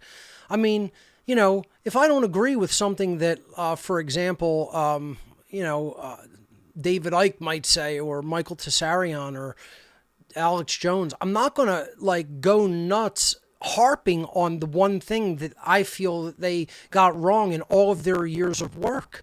I wouldn't disrespect the amount of work that they did by doing that. It's just I don't agree with 100% of what anybody says, obviously, but do I make the bulk of my work going and attacking another researcher and content creator's work? I mean, why would I waste my time doing something like that? I'm going to put my own work out, he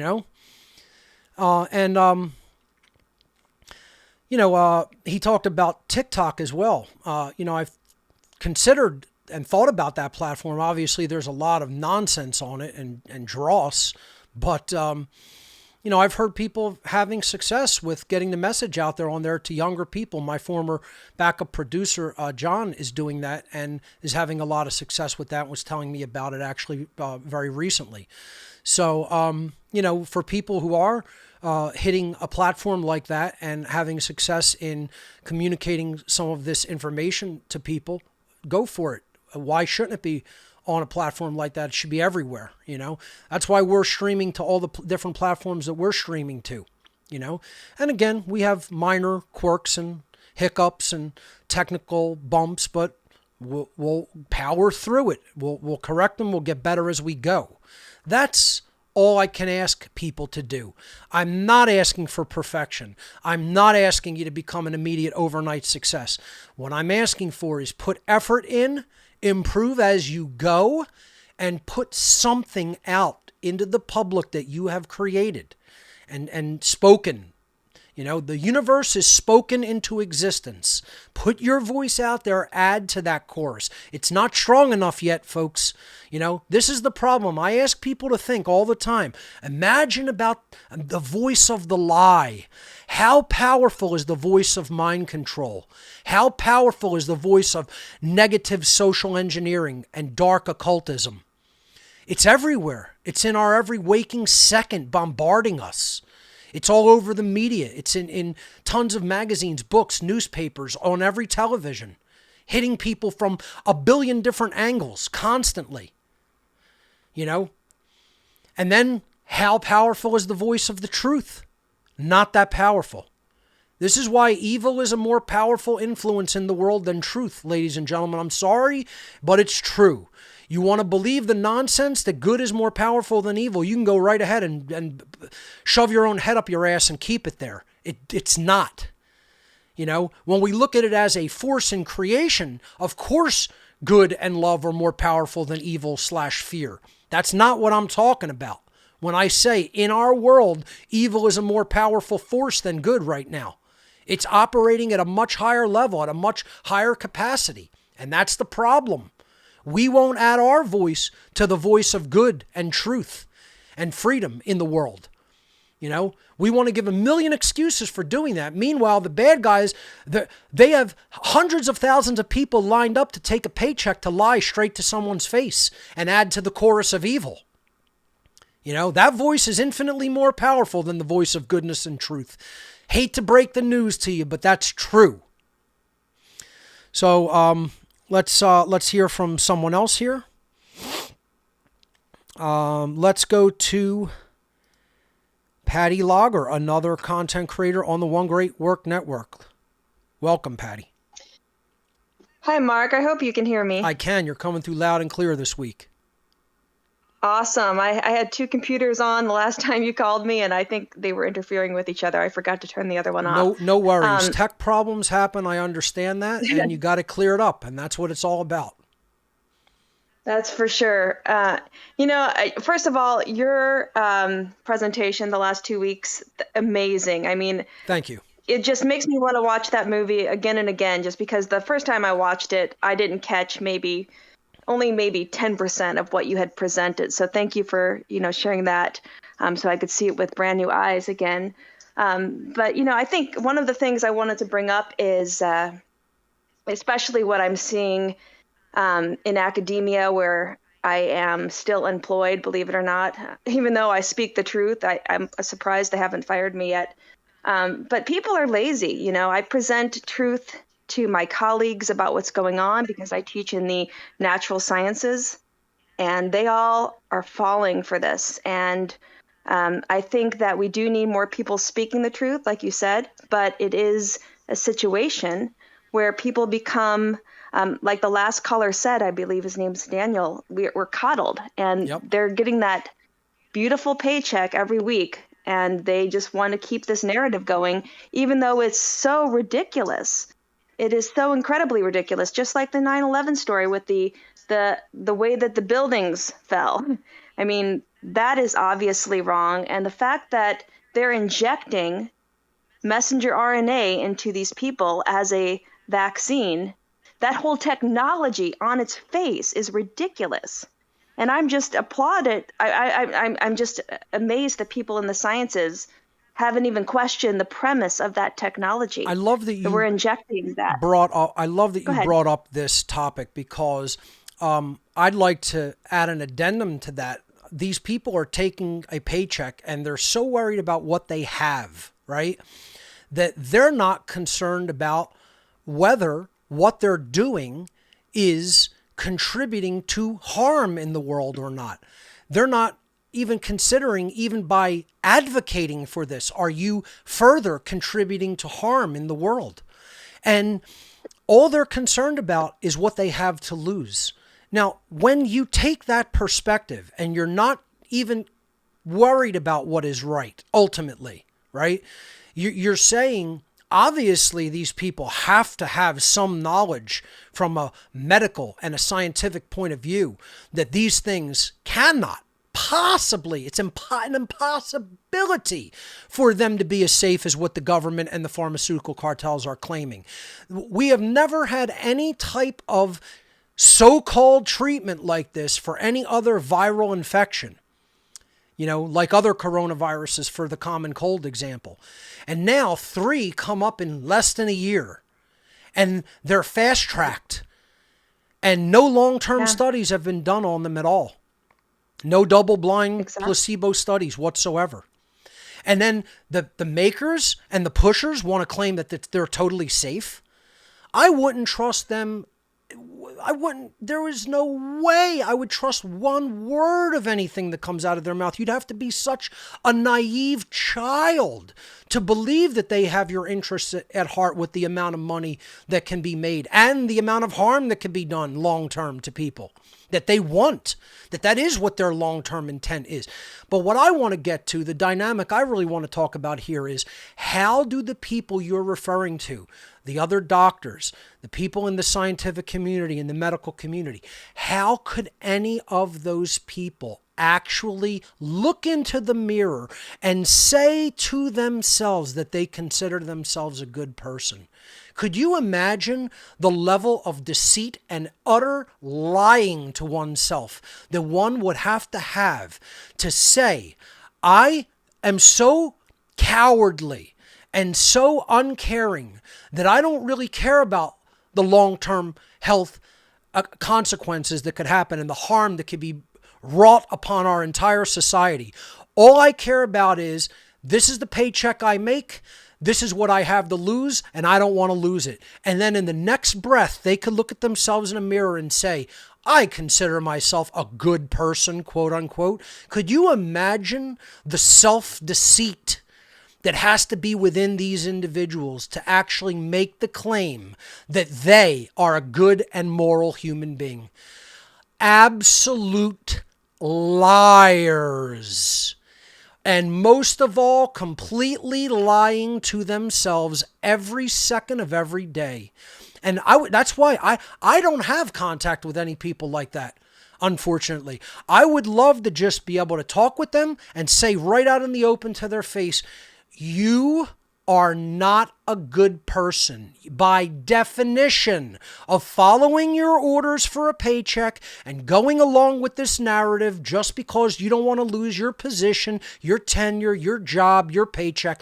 By definition, that makes you a bad person, an immoral human being from an absolute dictionary definition perspective of the words. And they don't understand that. They'll lie to their very soul and tell themselves at a soul level in the mirror, looking at their visage in a mirror, I'm a good person. And what I have to say to people like that is absolute bunk bullshit. You're a bad person, and deep down inside your black-hearted soul, you know it. And this is what needs to be said to them. They need to be confronted with that. People will go like, oh, Mark, take it easy on people. That's so harsh. Wrong. The reason we have black-hearted people who think that they're good people, who are really bad people and enabling many, many, many bad events to happen and people to be harmed all over the world, is because people weren't hard enough on these people regarding morality and tell them right to their face, you're not good. You think you're good. Thinking that oneself is good is entirely different than actually being a good person. So, I'd like to get your response to that. They're delusional. I don't know how they look at themselves in the mirror. I mean, the fact that they're pushing this at the college I teach at, they're still pushing this narrative that they want the entire college to be injected. And myself and I think one of the techs that work in the lab, we're the only ones that are saying no to it. And, if it means my job, then that's fine with me. But, that's true. They are bad people. They're lazy because they won't look at the truth of what's really happening. And they want the easy answer. And they're selfish because their job is nice and cozy. That's right. And good hours. And they don't want to risk being jobless. Do you know what happened to these people psychologically somewhere along the line? Somewhere along the line in their lives. And this is a big dynamic that I want to talk about when we talk about psychological factors that prevent people from even learning the truth and then speaking the truth. They made a decision somewhere in their past as they were emerging out of physical childhood, physiological childhood, going into puberty and then into physiological adulthood. They made a decision in their minds, and I think ultimately all of us make this decision somewhere along the line as we pass through prepubescence, into pubescence, and then into physical adulthood. Again, you notice I'm not saying psychological adulthood, but just in the biochemical and physiological processes of moving from a child's body into an adult's physical body. We make a decision as an individual. Are we going to progress psychologically from a state of childlike psychology into a state of adulthood psychologically, what I have called in my work cosmic adulthood? Are we going to pass from cosmic childhood, meaning our perspective and our deep-seated psychological selves as we have basically aggregated and come together as a being in our mentation? Okay, are we going to progress to cosmic adulthood, to true psychological adulthood, or are we going to remain children psychologically? No matter what age we reach, no matter what physiological condition we develop into, many people make the decision to stay in what I call cosmic childhood, psychological childhood. They want to believe other people are out there who totally care for and represent their best interests like a parent. And again, this is psychologically why there must always be two major parties. Every political system, just about, not every single one obviously in the whole world, but just about all the big major governments have two dominant political parties. And that is because one party has to represent each parental figure. It takes two parents to make a child. No matter what anybody identifies as, you need biological male and biological female to come together to produce another life in this world. Okay?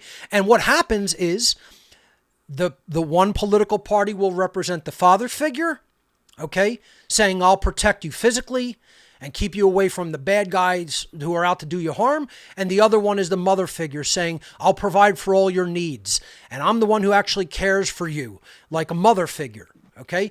And when we bring those together, that's what government always represents to people in this weakened, degraded, and stunted psychological mindset, psychological weakened condition. So this is what I would say to people like this if I were given a platform in front of them. Obviously, they're not going to watch What on Earth is Happening, probably. But I would say to every one of these doctors, every one of these pharmacists, every one of these technicians and people in the whole medical field, you never grew up. You believe yourself to be an adult. That's only what you think in your mind, though. You're not actually a psychological adult. In your mentation, deep down inside, nested in your psychology, you are still a psychological child. You haven't evolved into a true psychological adult because you could never possibly be this naive if you did. It's an impossibility. You would have to believe that other people represent and care for your betterment as a human being, for your family's betterment, for anyone in the wider community's benefit, and can somehow represent your interests. And that's a delusional child's mindset. Nobody wants to hear the truth that only the individual is ultimately going to represent the individual's interest. And when it comes into harmony with true morality, then the individual interest and the group interest align dynamically, organically. This is the theory. It's not even the theory. It's the mathematical postulate of equilibrium in the world. This is the movie A Beautiful Mind, the movie about John Nash's life, who came up with this theory called equilibrium, or this mathematical construct called equilibrium. In game theory it's used, but it really represents maximum beneficial outcome in any given community. And it's when one not only represents its own self-interest, but the wider interests of the group from a balanced perspective. That is natural law. That is coming together on terms of true objective morality. And these people don't know what true objective morality is. They've never looked into it. They've never studied it. They know nothing about natural law. They know nothing about the occult. They don't understand that occultists are running this planet and running it into the ground, that they don't have their interests in mind, that they are currently enslaved, that they don't truly own any of their property. This whole idea that someone else can tax your property and somehow it's actual property. People believe property tax is something that's morally legitimate because of what governments are going to say they're going to do with the money. This whole idea that somebody's property can be taxed, that shows right there people don't understand what property is. They don't understand what freedom is. All of these people are just psychological children. I don't care what their physical age is. They could be 86 years old. They're still a 5-year-old child in their mentation. And they've never done the psychological shadow work to come up out of that childish, infantile, naive mindset that they're trapped in. So I would tell every one of them, I personally, well, I'm not telling you to do this, I'm just saying, if I had the opportunity, I would straight to their face just say, you are a psychological infant in your mentality. And it's not an insult. I'm telling you the truth of the matter. I'm not even saying that to try to insult you and make you angry. I'm saying somewhere along the line at a soul level and at a psychological, deep-seated psychological level, you made a willful decision to yourself at that soul level to remain a naive child for the rest of your physical existence, no matter what age you live to be. And that's a terrible, terrible, terrible place for one to end up at a soul level, and they haven't ever heard that. Believe me, no one's ever said it to them. They've never even considered that mentally, psychologically in their entire existence. They have not even understood the concept that they could grow to be that age and still be a stunted child at a developmental level from a perspective of deep psychology. Again, they can pay their bills, they could operate in the world, etc. And that's not what I'm talking about. All right? This is what people have to understand. I'm not talking about that psychological level where you can prove you're a competent human being in our society. Not what I mean. I'm talking about at a level of deep psychology. They haven't understood what's really taking place in their domain in this world. They haven't understood who's really running things and the level of evil that they're ensconced in and that they are trapped by. They want to prefer to look at it through complete delusion and complete rose-colored glasses and think that they're fine just because they make a paycheck. They are enslaved. They're enslaved in the physical, they're enslaved in the mental, and most of all, they're enslaved at a spiritual level. And that's part of the problem is many of them don't even believe that they have a soul. They don't even believe in a higher power. They don't believe in a soul, and that's why they're enslaved in the physical domain. They don't think that natural law exists. They don't think objective morality exists. And that's what has absolutely cut them off from their higher selves and from their soul at a soul level.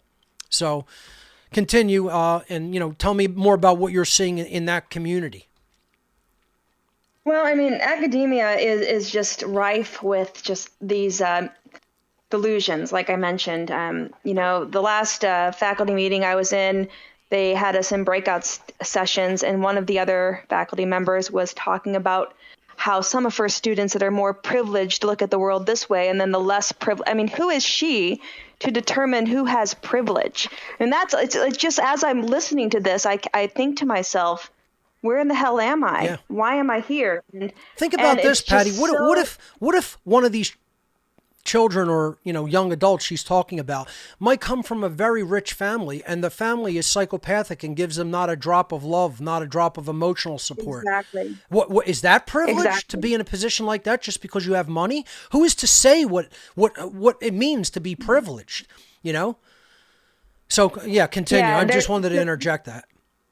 No, that's true. And I often think that, because a lot of times the students that may have less monetarily, they seem to have deeper roots and deeper connections because, they weren't given everything as a child. So, but, at another meeting, I remember we were discussing students that receive disability support and how we're seeing so many students with these certain mental and other types of disabilities.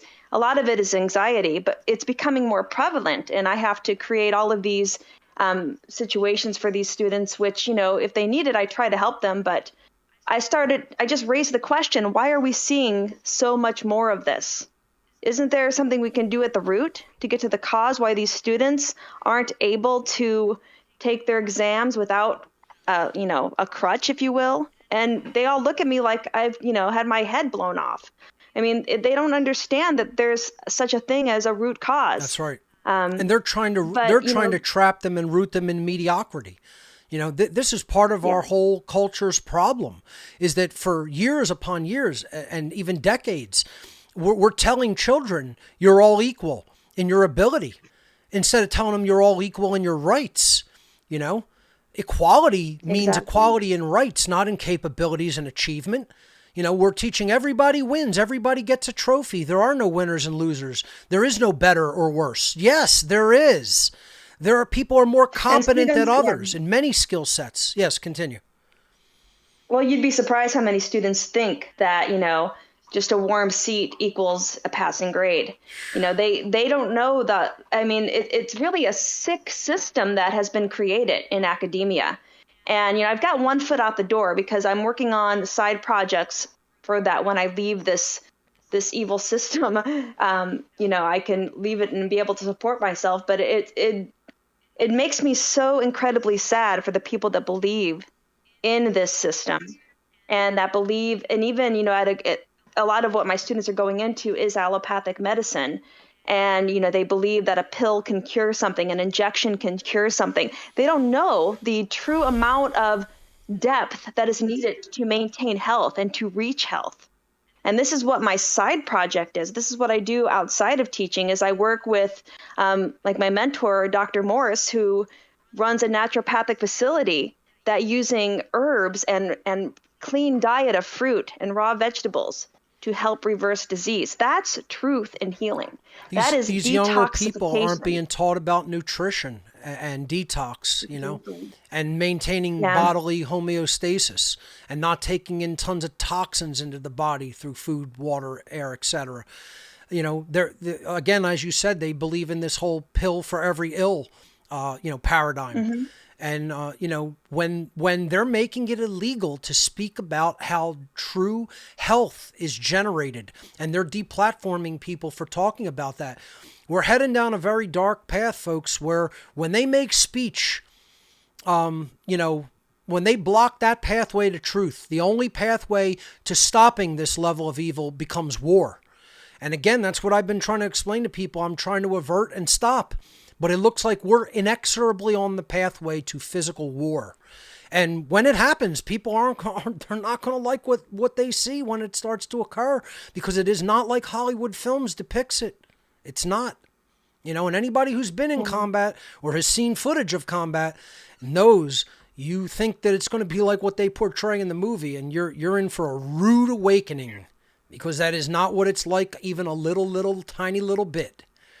And if we don't start speaking and getting the truth out there in a far more powerful way, and getting these people to desist in their behavior, to stop supporting this evil that is running the world, we are going to see war. They're not going to take, I don't think, even at this late of a juncture in human history, I do not feel, one, the powers that be don't want war to emerge, first of all. Everybody goes, oh, they want war. They want a civil war.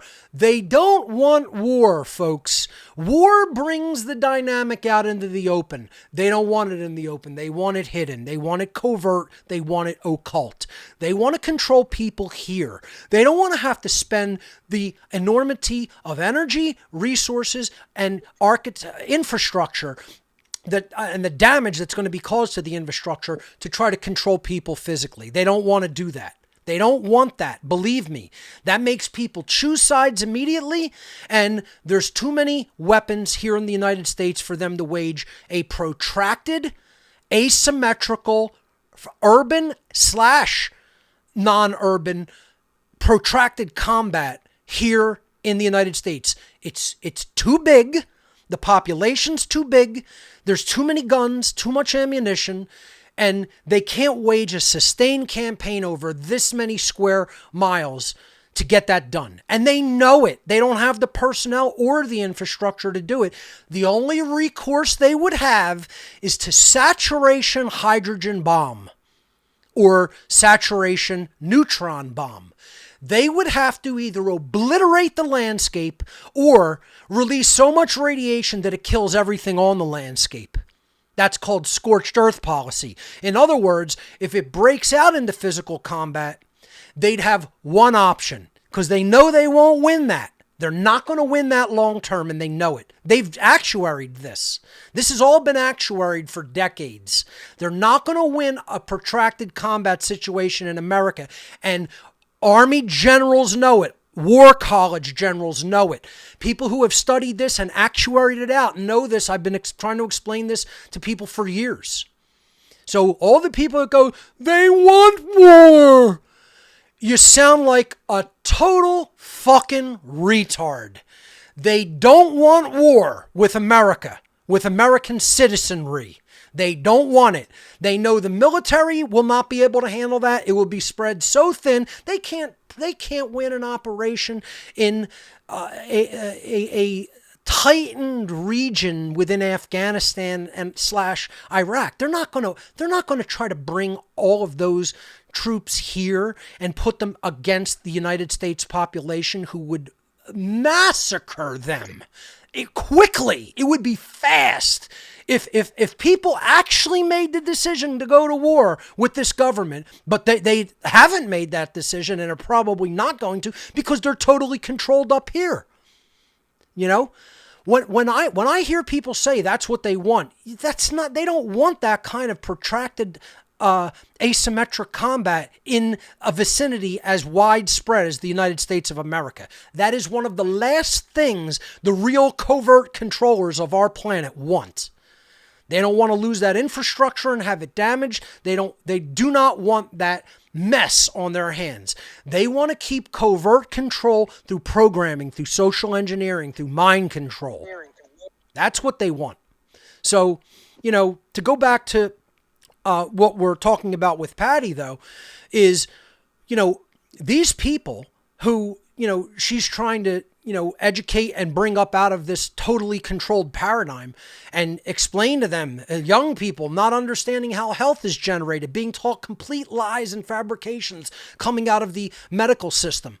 They don't even understand the world that they're living in or how far enslaved it is, how far gone it is. They don't even understand the social engineering that they themselves have undergone. Do you think that the controllers of the world wanted to go into physical territory that would wake people like that up and see the destruction that they're willing to cause and to do just to keep people under their thumb and under their control? They want them exactly where they're at, in covert mind control. Make no mistake about it. So, Patty... Yeah, that's why... Yeah. Oh, I'm just saying that's why they work so hard, and they're all on the same page. The powers that should not be have spent so much time and effort, and they're all aligned, and they've got the masses exactly where they want them right now. I don't think they'd give that up for anything. In your area of the country, and people in your general, geographic vicinity, what is the mindset like regarding the acceptance or non-acceptance of the whole COVID-19 official narrative? Do you see more people falling in line with the official narrative, or more people questioning it?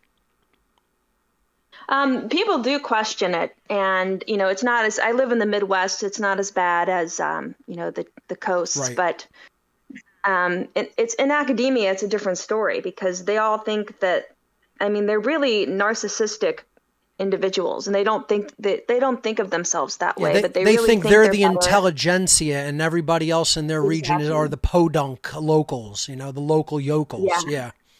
Yeah, I know and the they really types. they Yeah. talk down about people. Yeah, and it's sickening. And so those individuals, because they've received the most indoctrination, they are under the greatest amount of mind control. The people that I like talking with are the lab workers, the techs, the people that, don't really have as much education, but I get along with them, and they are the ones that are more aware because they haven't been as indoctrinated. And then, like the everyday people, it's in my family, some people, like I'll talk to my parents and they'll understand where I'm coming from, but my extended family, a lot of them are taking the injections and they're ill. People have died and they're not making the connection. Right. Yeah, they can't see the big picture. They can't see the power play long term that's just been played against them because they're still trapped in fear. Fear-based mindset makes us makes our mind incapable of seeing wider patterns that are at work. That's why I could tell from day one this is a psyop. It's a psychological warfare operation. My mind is already awoken to the patterns and the tactics that these people play against us. So it was a no-brainer. It's very easy to see. It's naked. The tactic is naked. It's like knowing if someone moves a chess move in a certain place at a particular point of a chess game, and you're a total chess master, and you're like, I've seen this strategy played 100 million times in my playing of chess. I understand what this person's going to do next. You could predict what they're going to do next. The problem is, the average person isn't one of the chess masters. The average person is an idiot pawn that has never looked at the strategies of chess, and they're just moved by the masters. But they don't understand the game whatsoever. They don't even understand how the pieces can move, let alone strategies that are understood by the chess master. And that's who the occultist is. The occultist is the psychological chess master that knows every single move of the game before it's ever played, and can predict things and see moves 10, 12, 13, 14 steps ahead. Whereas these people, something happens, they immediately go into reactive fear mode, and they don't understand anything that's being done by the chess master. They're too naive, they're too ignorant, they're too fearful. Fear shuts the mind down to wider pattern recognition. Consciousness opens it up so that you could see every move that's going to be played before it's ever played. So, Patty, I really want to thank you. Great calls, great concepts that you've brought up. You're doing awesome work as well on One Great Work Network. I believe you broadcast live. You have a live stream on One Great Work Network. You broadcast that every Friday? Yes, Fridays at 6 p.m. Eastern. Great. Everyone check out One Great Work Network, Fridays at 6 p.m. Eastern. Patty Lager. The name of your show is Natural Law Health, correct? It is. Awesome. Great job on the network, Patty. Always a pleasure to speak with you. Always bringing up great perspectives here when you call in, so thank you. Thank you, Mark. You got it. All right, so we've talked to some great callers already, and people who are also on the network who I'd like to see calling in.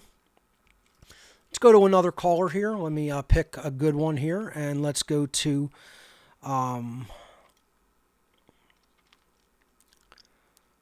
let's go to... Ivan from Phoenix is in here. Let's hear from Ivan. Ivan, how are you doing? Did I unmute you correctly? I believe you are unmuted. Just unmute yourself on your end. Ivan, if you want to unmute yourself on your end, you're unmuted on the server end. Can you hear me? There you Can you go. hear There me? you go. Can you hear me now? Yes, I can. All right. I'm at work, so you know the deal. Yes. Background noise. No worries, no worries. What do you have for us here today? First of all, let me ask, what did you think of my breakdown of the Matrix 4 movie? Because I know you're a movie buff from an allegorical perspective. You like to decode movies as well. So what did you think of the last 2 shows that I did? Excellent stuff. I was just blown away because surprised at myself that about half of what you pointed out I picked up myself, and then the other half that I was like, holy crap, that was there. And then upon, thinking about it, I was like, yeah, that is how you can, once you put those lenses on, you take off the regular social consumption, action, agenda-driven, basis for watching movies. You strip that away, and then you can start seeing all the spiritual allegories that you were bringing up. It's a I saw the multi-layered movie film. about 3 times. Yeah, you got to watch I've it seen more it than like once. 3 times. Yeah, definitely. Right. The first time was just the action stuff, so I was kind of like, yep, not as good as the originals. Second time, I was picking up more of the allegories. I was like, okay, it's better. I can see this, that. And then the third time, that's when I put a lot more of it together and picked up the ending. I was like, you know what? It's like they came back around and said, instead of just going all, the male is the hero, the masculinity, it has to be the masculine. I was like, look, they did a yin and yang. It's like the first trilogy was all masculine, but here, okay, it's the masculine with the feminine. He can't do it without her. She can't do it without That's him. right. So it's perfect. Yeah. They got to come together in that sacred union, that alchemical wedding, and that's what the whole film is ultimately about, resurrecting our care and our right action and putting them into positive effect in the world. That's what is the solution ultimately long term to getting out of this matrix of control and slavery. So Ivan, what do you have for us? Anything new going on in your neck of the woods? No, not really. Not really. Hopefully in the next week, I should be doing another podcast, Sanitizing the Insanity with Joe Murray out of New York. Okay. And then Mark Devlin, Francesco, and Nathan Reddick. We should be getting together for a Can You Handle the Truth in Music volume. So, a couple of things to pop up here in the next couple of weeks. Awesome. What is the dynamic like with the COVID-19 narrative where you're at in Phoenix and on the outskirts of Phoenix? What is the dynamic about the narrative, the official narrative like? Do a lot of people fully buy into it? Are they all, gung-ho about the whole, masks and vaccine passports? Or are they not quite buying the narrative? Is there pushback or resistance? Segregation is a word that I think comes to mind because there are certain parts of town where you can go and the money people, mainly like the white people, they believe everything, the status. So yes, the mask and, everybody's playing that game. But then there's other areas where you have people that would be, they know it's a scam, but they'll just kind of go along just for now, be like, yeah, it's bullshit, but if I need to do this to eat or whatever, I'll go ahead and do it. Right. And then you have another group, another area where it's like, no, we don't require masks, we don't ask for any kind of vaccine passport or anything, you're free to do whatever you want. And, it's so there are different types of communities, and it's almost a new form of invisible borders.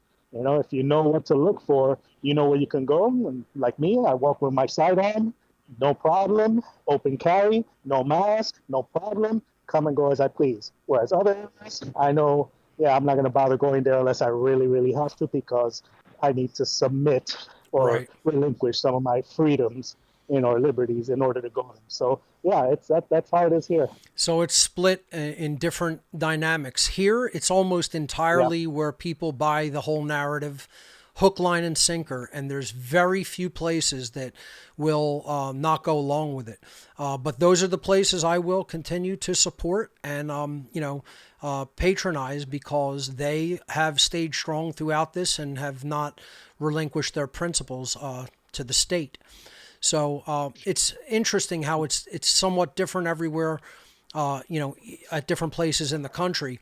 As Patty was saying, generally the middle section of the country will do a little bit better and have more freedom. Places like Texas, the Midwest, obviously, the mountainous regions of the country. And then you'll have places that are Democratic strongholds all along the coasts that, are just going along with every little thing that the government mandates and dictates. So, we're definitely obviously divided on, psychological lines, not just party lines, but psychological lines about human freedom. And people actually still believe people should just be controlled and enslaved. I just wish more people would just use the word slavery more and then get in people's faces about it and be like, no, it doesn't matter whether they're ball and chain, shackled slavery. Slavery is slavery. It's the control of someone's behavior through coercion and duress, period. That's what it is. It's the confiscation of their labor through coercion and duress, period. It doesn't matter what people or what geographic region of the world it was. When people say, how dare you compare what people are doing now to what the Nazis did to the Jews? I can make that extrapolation and comparison all fucking goddamn day if I want. And it's accurate. And it has nothing to do. It's a Hermetic principle. Yeah, it has nothing to do with who it was done to or the methods used. It has to do with, did the people who were doing it follow their orders to do it in a completely immoral capacity when they had no right to do it to begin with? And could never be granted the right to do those immoral behaviors to other human beings. So it doesn't matter whether it was Chinese military and police doing this in Red China. It doesn't matter whether this is the military and secret police of the communists doing this to the people of Russia and the Iron Curtain countries. Doesn't matter if it's Germany doing this during the Nazi regime to the German people or the Jews. It doesn't matter who's doing it or who they're doing it to, or the methods used. That's not the extrapolation and the basis of comparison to the Nazis or the Red Chinese or communists of Soviet Russia, etc., or any other tyrannical regime, or to the black slaves in plantations and the slave owners who oppressed them. It's not to do with the dynamic, does not have to do with the people who it's being done to. People aren't getting it. We're making the extrapolation that it's still slavery because it's done through coercion and duress and violence. And the dynamic that we're talking about is the order-following, loser, immoral, bad human being that is following the order to do it no matter what the order is and no matter who they're being ordered to do it to. And fucking retards and hard-headed loser fucks don't get it. They don't get it. It has nothing to do with fucking Jewish people being oppressed or black people being enslaved. It has nothing to do with that. That's not the basis for comparison. Do you understand that? All the fucking losers out there who want to say, you can't compare what happened in Nazi Germany and what's happening today. You sound like a total Down syndrome fucking loser. You sound like a person who gave themselves a fucking brain damage by hitting themselves in the head with a fucking hammer. That's what you sound like. I should say you don't sound like someone with Down syndrome. I'm incorrect. I'm wrong. That's a natural problem that happens in the human genome. What it sounds like is the person who's making that statement is so fucking dumb. They say, look at this hammer. I could beat myself in the fucking head with it until I have brain damage. That's what these people are like. Saying that you can't compare it. Of course I can compare COVID-19 to Nazi fucking Germany. Because there's only one dynamic driving it. To all the fucking dumbass losers who can't see it because you're so fucking psychologically immature and fucking dumb. You're just dumb, son. You're just dumb. And you can't see that the dynamic driving it is following immoral orders. That's the dynamic that it's being compared on. Losers. You're just dumb, son. That's the answer that has to be said to them. You know, screw being nice to these people, man. They're not worthy of being nice to. You got to earn my respect and be me treating you nice like you're on par with me intellectually. I'll reserve that for people I bring onto the One Great Work Network who I consider my peers, like Ivan, like Patty, like, anybody else who is on the network. Because they've shown that they understand these dynamics and they've done the work to put the work out there for others to consider and to understand. All the idiots out there are going, Passio's trying to compare COVID to the Nazis. That's what you sound like. So, do you see people doing this, Ivan? You see them trying to say, how dare we compare this to the plight of slaves in the plantations of the South? How dare we compare this to Jews being held in gulags? What do you think? It's not already that bad? What do you think? It's not going to get that bad? What do you think? These order followers of today wouldn't do exactly that today because they're such trash? They would do it if commanded in a second, in a heartbeat, because they're fucking immoral trash losers. What do you think? These cops, these military people, they wouldn't follow their orders to kill whoever they're commanded to kill? That's all they want. They're just people with bloodlust. That's all it is. They're just in a fucking blood death cult. That's all they are and all they ever have been. It's a death cult. Government is a death cult. And they'd follow their orders to murder anybody they're told to murder because that's what they want to do. Otherwise, they'd quit their fucking cult and they'd stop doing that immoral shit. Let's talk it out straight. And not even sugarcoat it.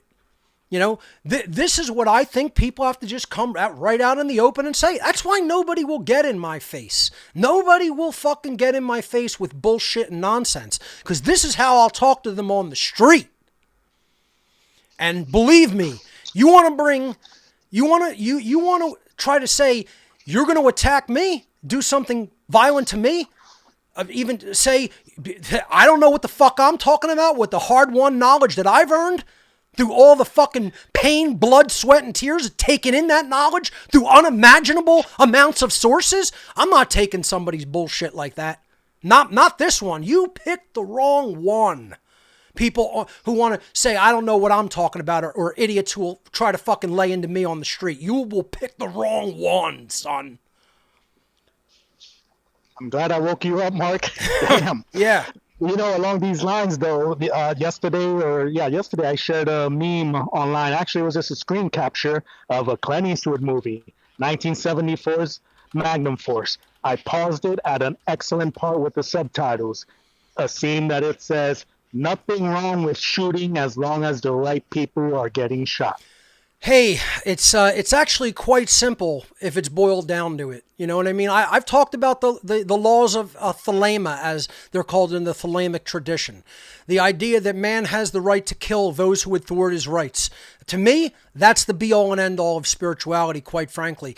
Now, I need to do a whole show in this season on thelema because I think it's sorely, horrifically, badly misunderstood, and people want to turn thelema into Crowleyism, which it is not. They're two entirely separate and different dynamics and ideologies. And if we understand what thelema really is, we'll be in a good position spiritually. If we try to mimic Crowleyism, we won't be in such a good place. It would not work out well, would not end up well. But thelema is not Mark, Crowley. Real quick before I go, this is something I was thinking about. You know how the language of the birds and how all this is always obfuscated and everything's, upside down.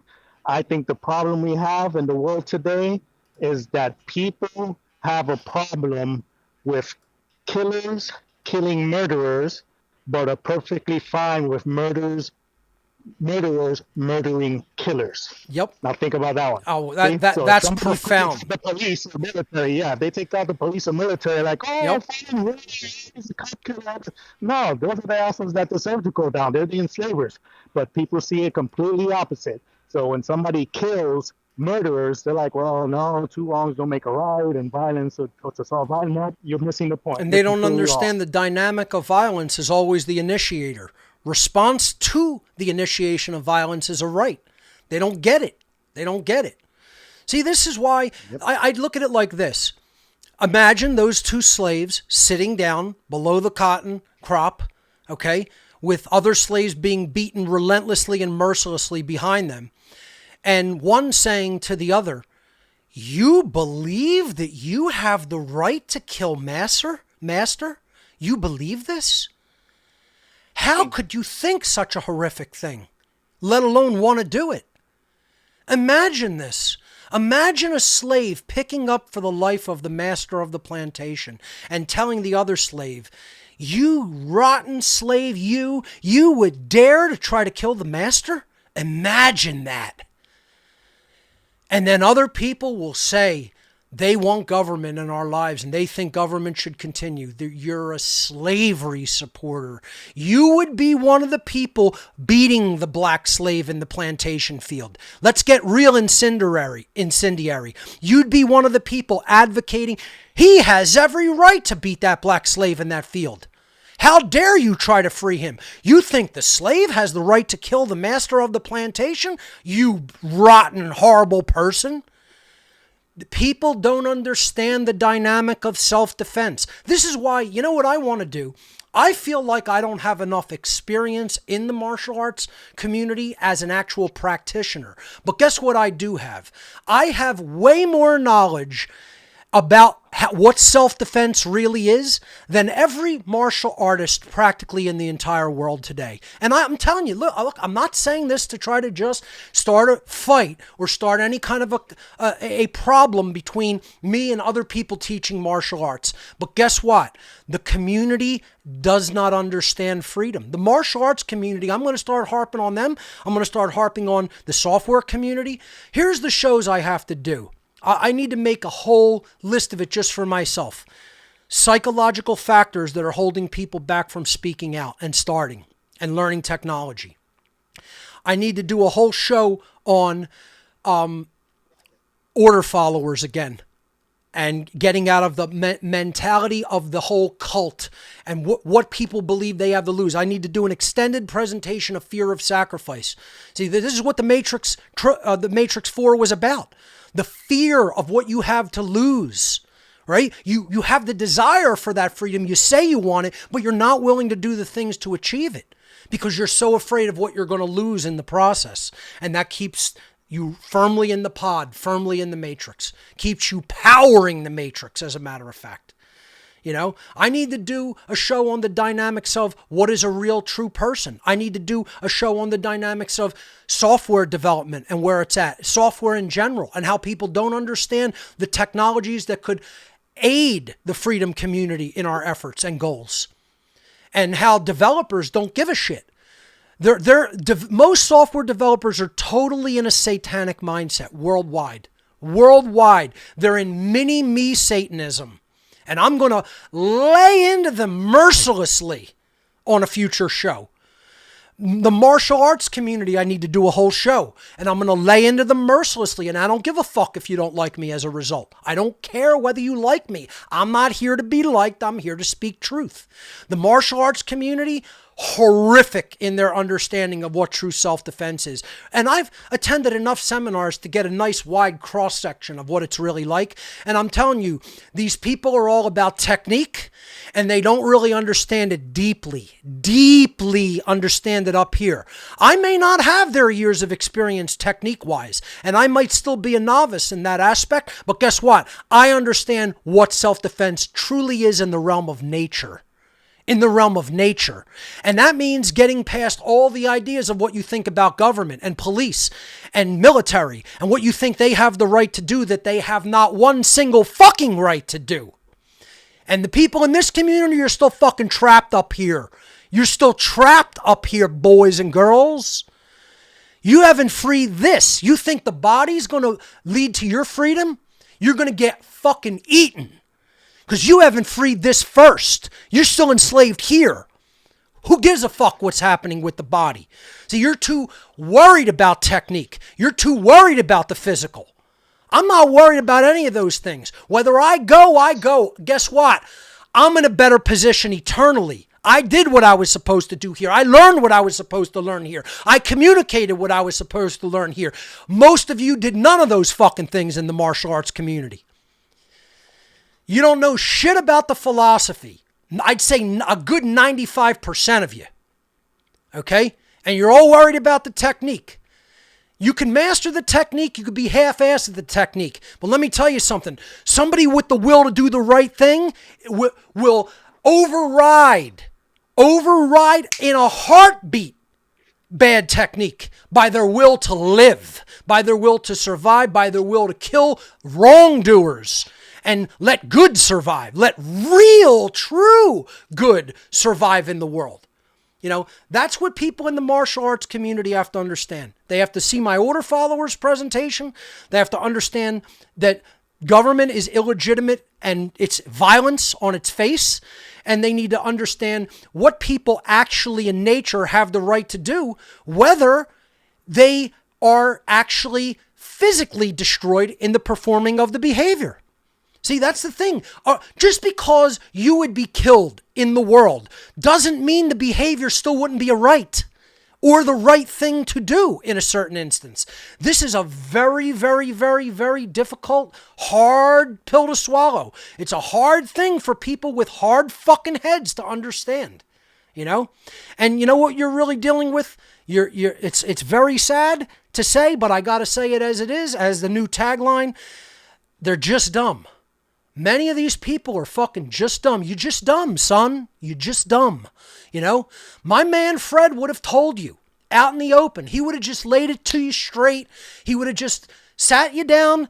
He would have taken you outside into the junkyard. He would have sat you down on a folding chair and he would just say, you just dumb, son. You just dumb. That's it. You know, for those who are not, old enough to get it, go watch some episodes of Sanford and Son on Popcorn Time or Prime Wire or wherever you watch things, and you'll get it. You'll understand. Okay? But that's honestly what has to just be said to some of these people. You don't have the life experience. You don't have the knowledge. You haven't studied it enough. And you're just dumb philosophically. You just haven't worked the mind. You want to sit and work the body at the expense of working the mind. Well, guess what? Those two fucking things got to go hand in hand. They got to be wed together. They got that alchemical union has to happen too. The mind and the body. Because where one goes, the other follows. And unfortunately, most people in these communities, they're just too imbalanced. They're too imbalanced, and they have to be told. More people got to tell them, no, you don't have it figured out. No, you think you know, but you don't fucking know. You only have the appearance of knowing. Wisdom isn't just what you could do with your body. Wisdom is understanding rights and using what you could do with your body in service to that. That's real wisdom, And many people, I'd say almost all people in this community, with very few exceptions, don't have that wisdom.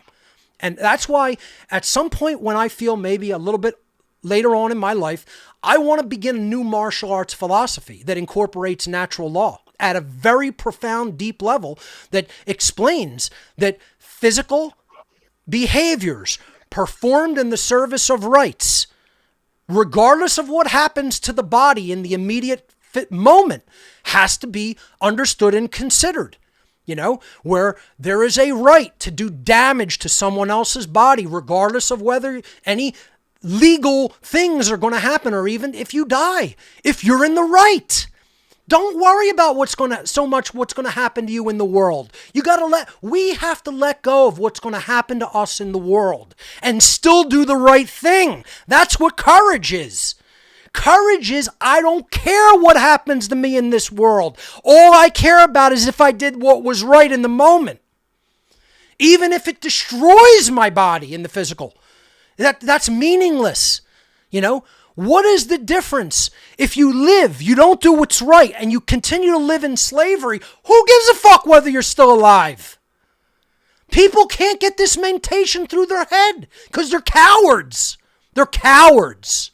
That's all it comes down to. They're so worried about what they have to lose. They're so worried about their fucking meaningless lives. Your life in slavery isn't worth anything. Your life in slavery isn't worth anything. Every single slave's lives isn't worth anything, including my own.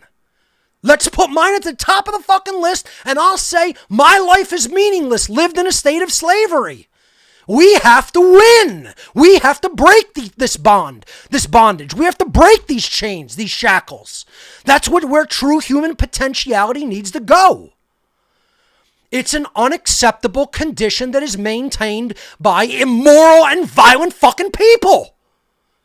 And the fact that people can't see this is unacceptable. Because they're just dumb. And you know what? Some of them aren't dumb. Some of them are just fucking evil. That's what it really comes down to. They're just fucking evil.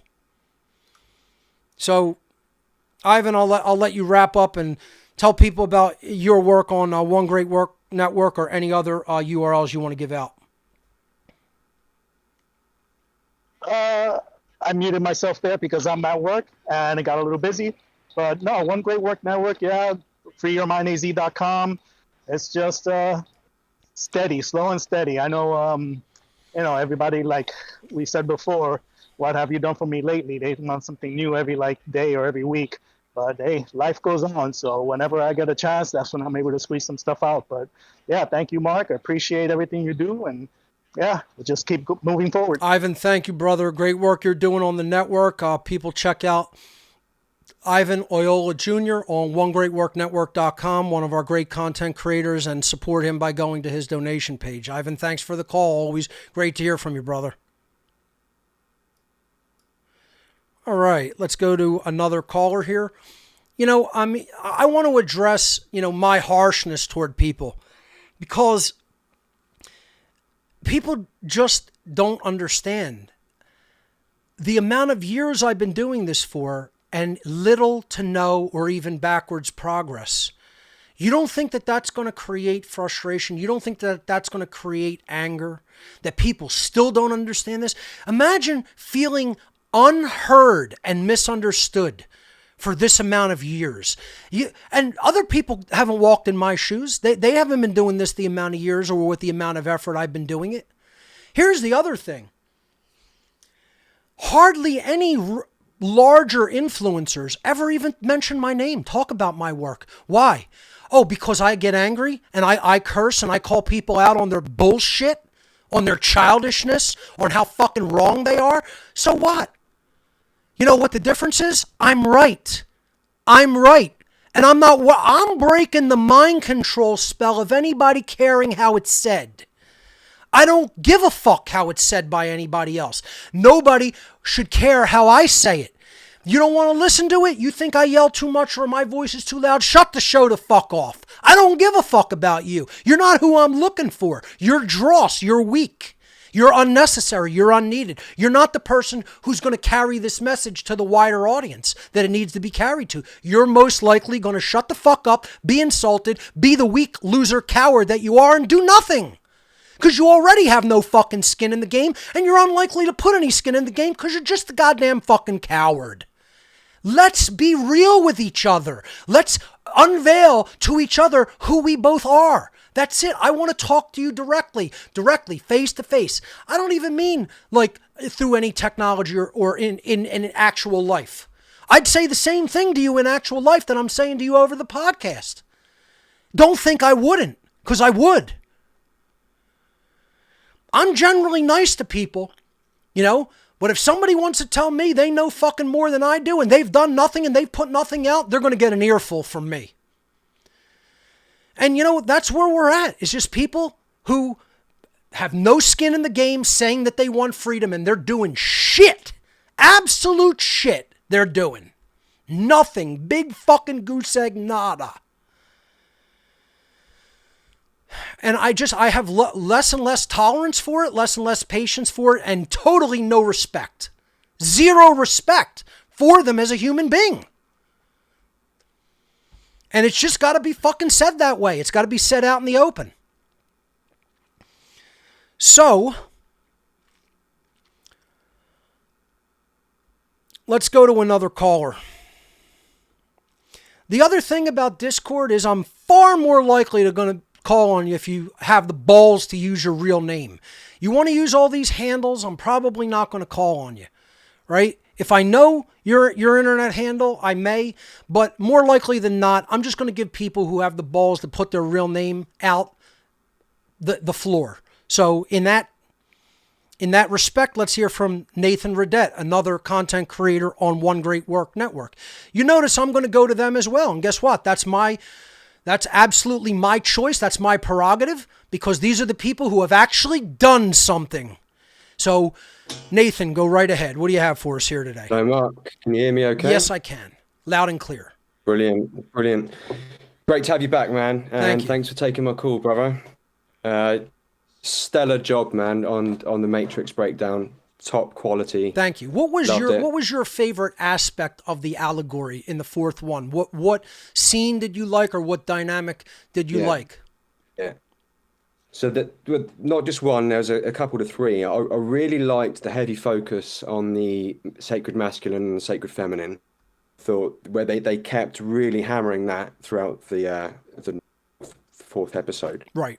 I liked the focus on the blue pill, and how people are so disconnected from reality, and how they really recalcitrant to face it or take the red pill. Right. And and how that relates to SSRIs as well, and how people just do take them rather than actually do the shadow work, Absolutely. I mean, putting that in symbolic form, I just hope a lot of people get it. That how many people in the viewing audience of a movie theater do you think, percentage-wise, are realizing, hey, we're talking about you guys with your asses in those chairs. This is who this is about. We're telling you, social engineers are controlling your minds. They're controlling your emotions. Yeah. They're giving you pharmaceuticals to take to keep your soul totally suppressed, and they're putting you into a total slavery system. Do you think that people get that's what they're being told in the movie? Well, you know what? I think that's exactly why it was slated and why it's got such a bad review. Because I think it's quite a blatant allegory again, like the first one. The second and third were a lot deeper and you really needed to. And I appreciate your help there, because I didn't get the depths of the second and third one. Right. So thanks for that. But I think that's why it's been slated, because people know. And they don't want to look in the mirror exactly what the movie's telling them that they need to do. They need to resurrect, and they don't want to. So they'll just slate it. They'll shoot the messenger, right? Just like, we all get shot down because people can't handle the truth. They don't want to handle the truth. But another thing that I really liked in there was the masks, which you picked up on, and how the people in fear are so easily controlled, and they can just become a pawn of the state, and the system of slavery. And I wanted to ask you a little bit about the masks, because, right from day one, when this whole psyop was rolled out across the world and they were getting everyone to wear their masks, I knew it was bullshit, because they don't work. You wouldn't expose yourself to Ebola wearing a bit of paper or cloth over your face, because you'll catch the virus. And, my understanding of the masks in an occult sense, they were used to break in slaves. They used to transition slaves into a new way of living. Right. And the dehumanization aspect of it, which would link to the androgyny and transhumanism agenda. So I just wanted to ask you if you could elaborate a little bit on your knowledge of how masks have been used in the occult and in regards to this psyop. Well, the first thing is, throughout human history, the mask has always been put on a slave to dehumanize the slave and make the emotional qualities of facial expressions less visible and able to be seen and felt. That's number one. Of course, occult secret societies take it into a similar, but a variation on that theme is they will not only put it on people that they may be using in some type of a aspect of a ritual to torture, but they will wear them to protect their own identities from anybody diming out any members of the society that they know have been involved in illegal activity and activity to harm or even kill human beings. So they use it in this, protective sense for their membership as well. They don't want people who may be new coming to things that aren't, who they might feel vetted well enough. That's why in Kubrick's masterpiece, Eyes Wide Shut, they show all of the attendees of the satanic ritual at the mansion wearing elaborate masks, in like a costume ball type setup, because some new member who isn't totally fully vetted in the grotto or the coven might not be fully on board with their agenda and might want to reveal who they saw there. In most of the smaller level, lower level rituals that I ever was invited and participated in, masks were not worn in that capacity. Hoods, robes, and often hoods were worn, but not face covering masks, which shows that it's a low level. It is not a higher level where I would expect then, yes, their membership would probably be wearing masks. I wasn't really privy to that level of the occult. I know that mask wearing does take place at those higher levels for the reasons I just brought up. But my personal involvement in the occult, that is not the experience, where robes were worn, hoods were often worn attached to robes, but not facial mask coverings. Right. And the reason why there was such a push on it, is it more so just mockery and breaking the slaves in to more Well, again, I think slavery? it's a dehumanization factor that when pain happens to someone and they have a stimulus response to pain being thrust upon them unrightfully, you're going to see a facial grimace. You're going to see them, in a state of suffering, and that comes across through facial expressions. They want their order followers doing things to the slave class that they can't see those expressions of pain, discomfort, anguish. Yeah, sure. It's going to be easier that. to shoot someone else if you can't see their full right. face. And so things like that. It makes it but easier also for children. It's quite Sorry, go ahead. dangerous, for children. That's right. Because they get so much from looking at they their rely parents on and it even people's facial more. expressions. Yeah.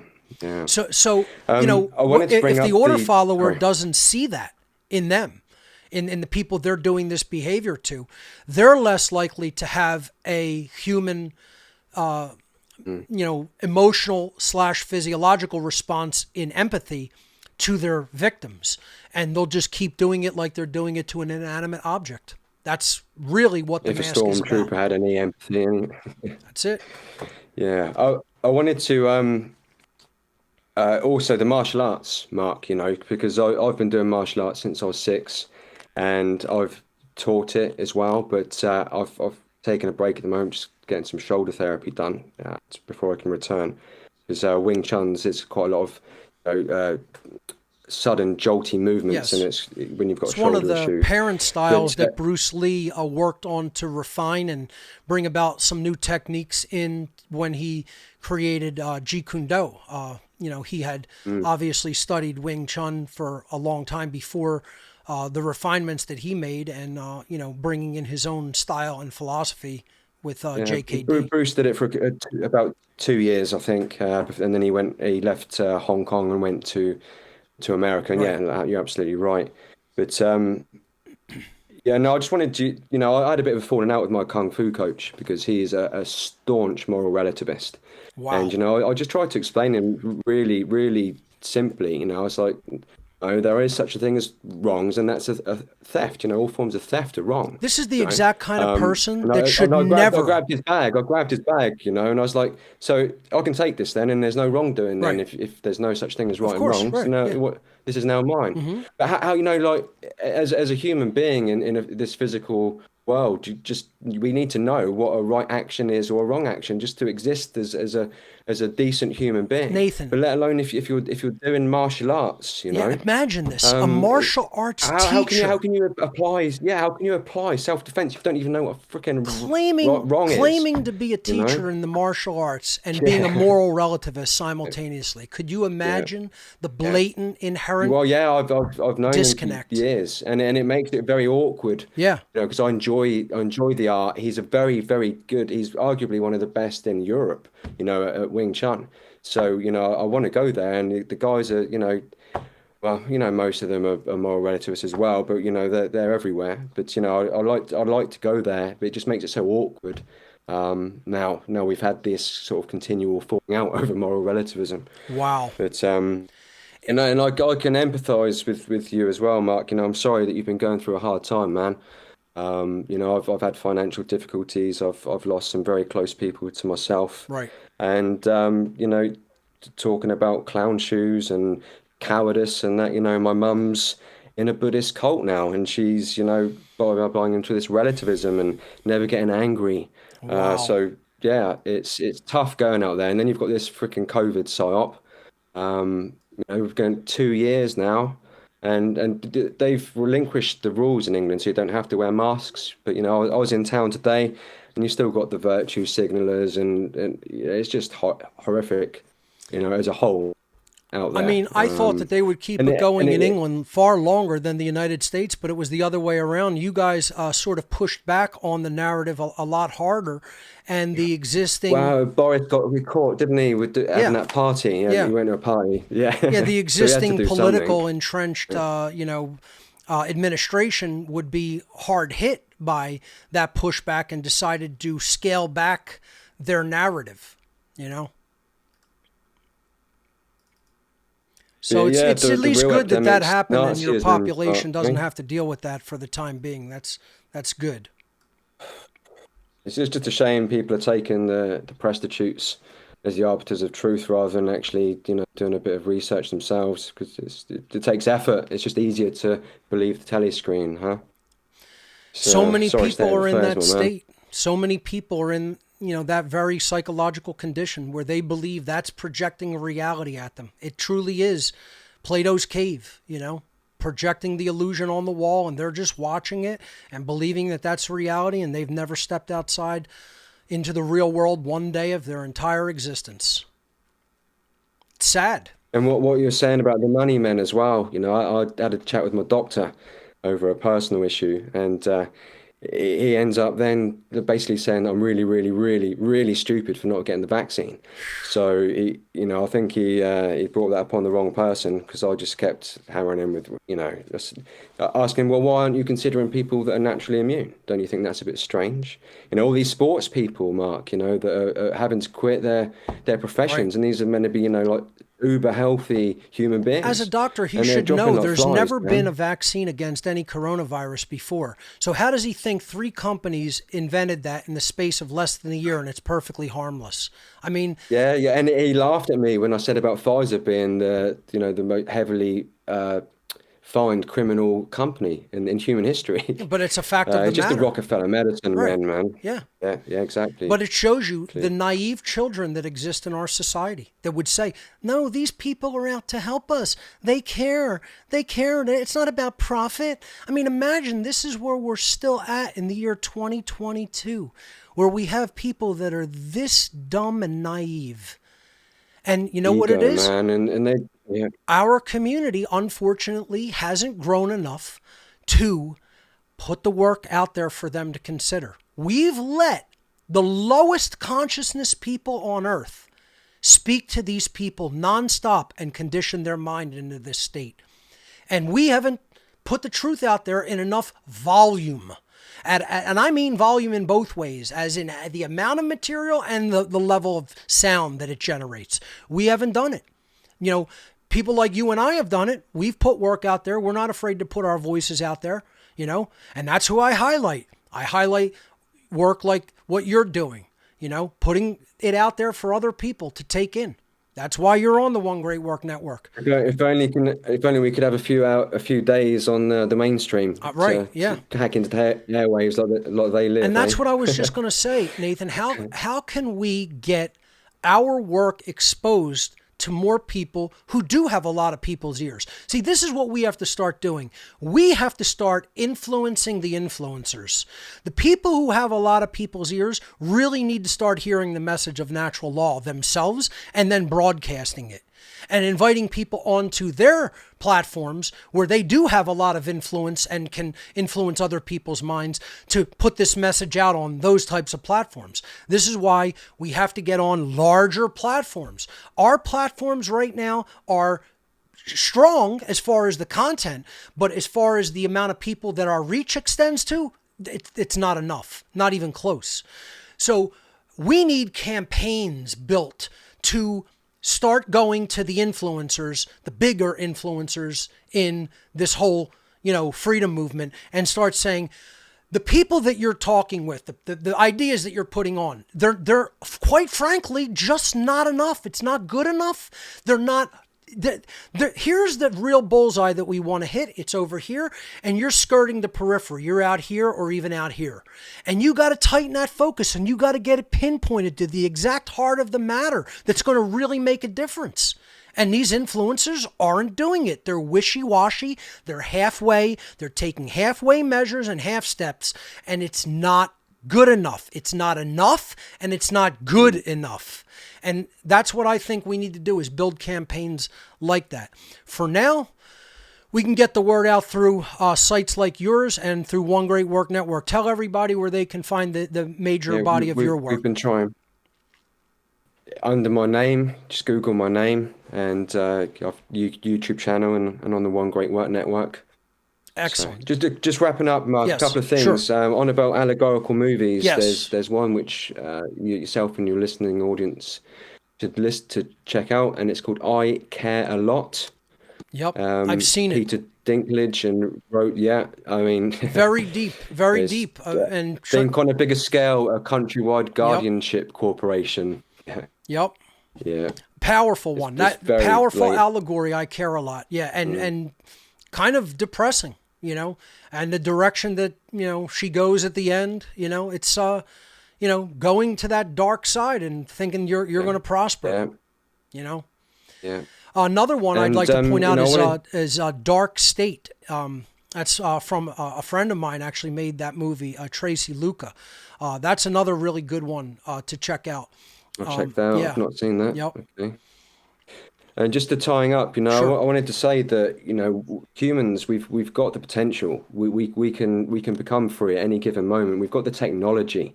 Like what you were saying with cryptocurrency and how people are afraid of it, and it comes back to that fear. But something that you mentioned a couple of shows ago, which I was curious about, you said about Bitcoin and the Bitcoin community. You said something would stirred up there, and you're quite fond of Solana, and I like Phantom. I think Phantom's the one that I'm a favorite of. But what was going on with Bitcoin, Mark? If you Yeah, I mean, there's new central banks involved. These exchanges have become the new central banks, and I don't trust them a bit. I think people are using crypto as a stock exchange, whereas we could use it as a central bank killer. And this is what, this is what people like John McAfee were talking about. And, look at how he was, oppressed, but he's correct. He said that we have invincibility and a battle rifle that never runs out of ammunition, and we're using it as a damn child's toy. And that's what, if we understand the original intent of cryptocurrency, we might be able to get back on that track. But, we've allowed people to influence it and, keep the volatility in that whole ecosystem so severe that a lot of people don't want anything to do with it anymore. And it's sad because it really has the power the ETFs and to get us away from like these central banks' control mechanisms if we use it correctly. See, it doesn't any technology is going to be consciousness thing, isn't it, Mark? That's all it is. That's what I was going to say. Any technology that comes along is going to be hinged upon the consciousness of those who use it in the world. And if the consciousness is low, and if it's just people who are dumb and don't understand its potential and how it could be used as a mechanism of freedom, other people are going to come along and manipulate it and use it as a mechanism of control.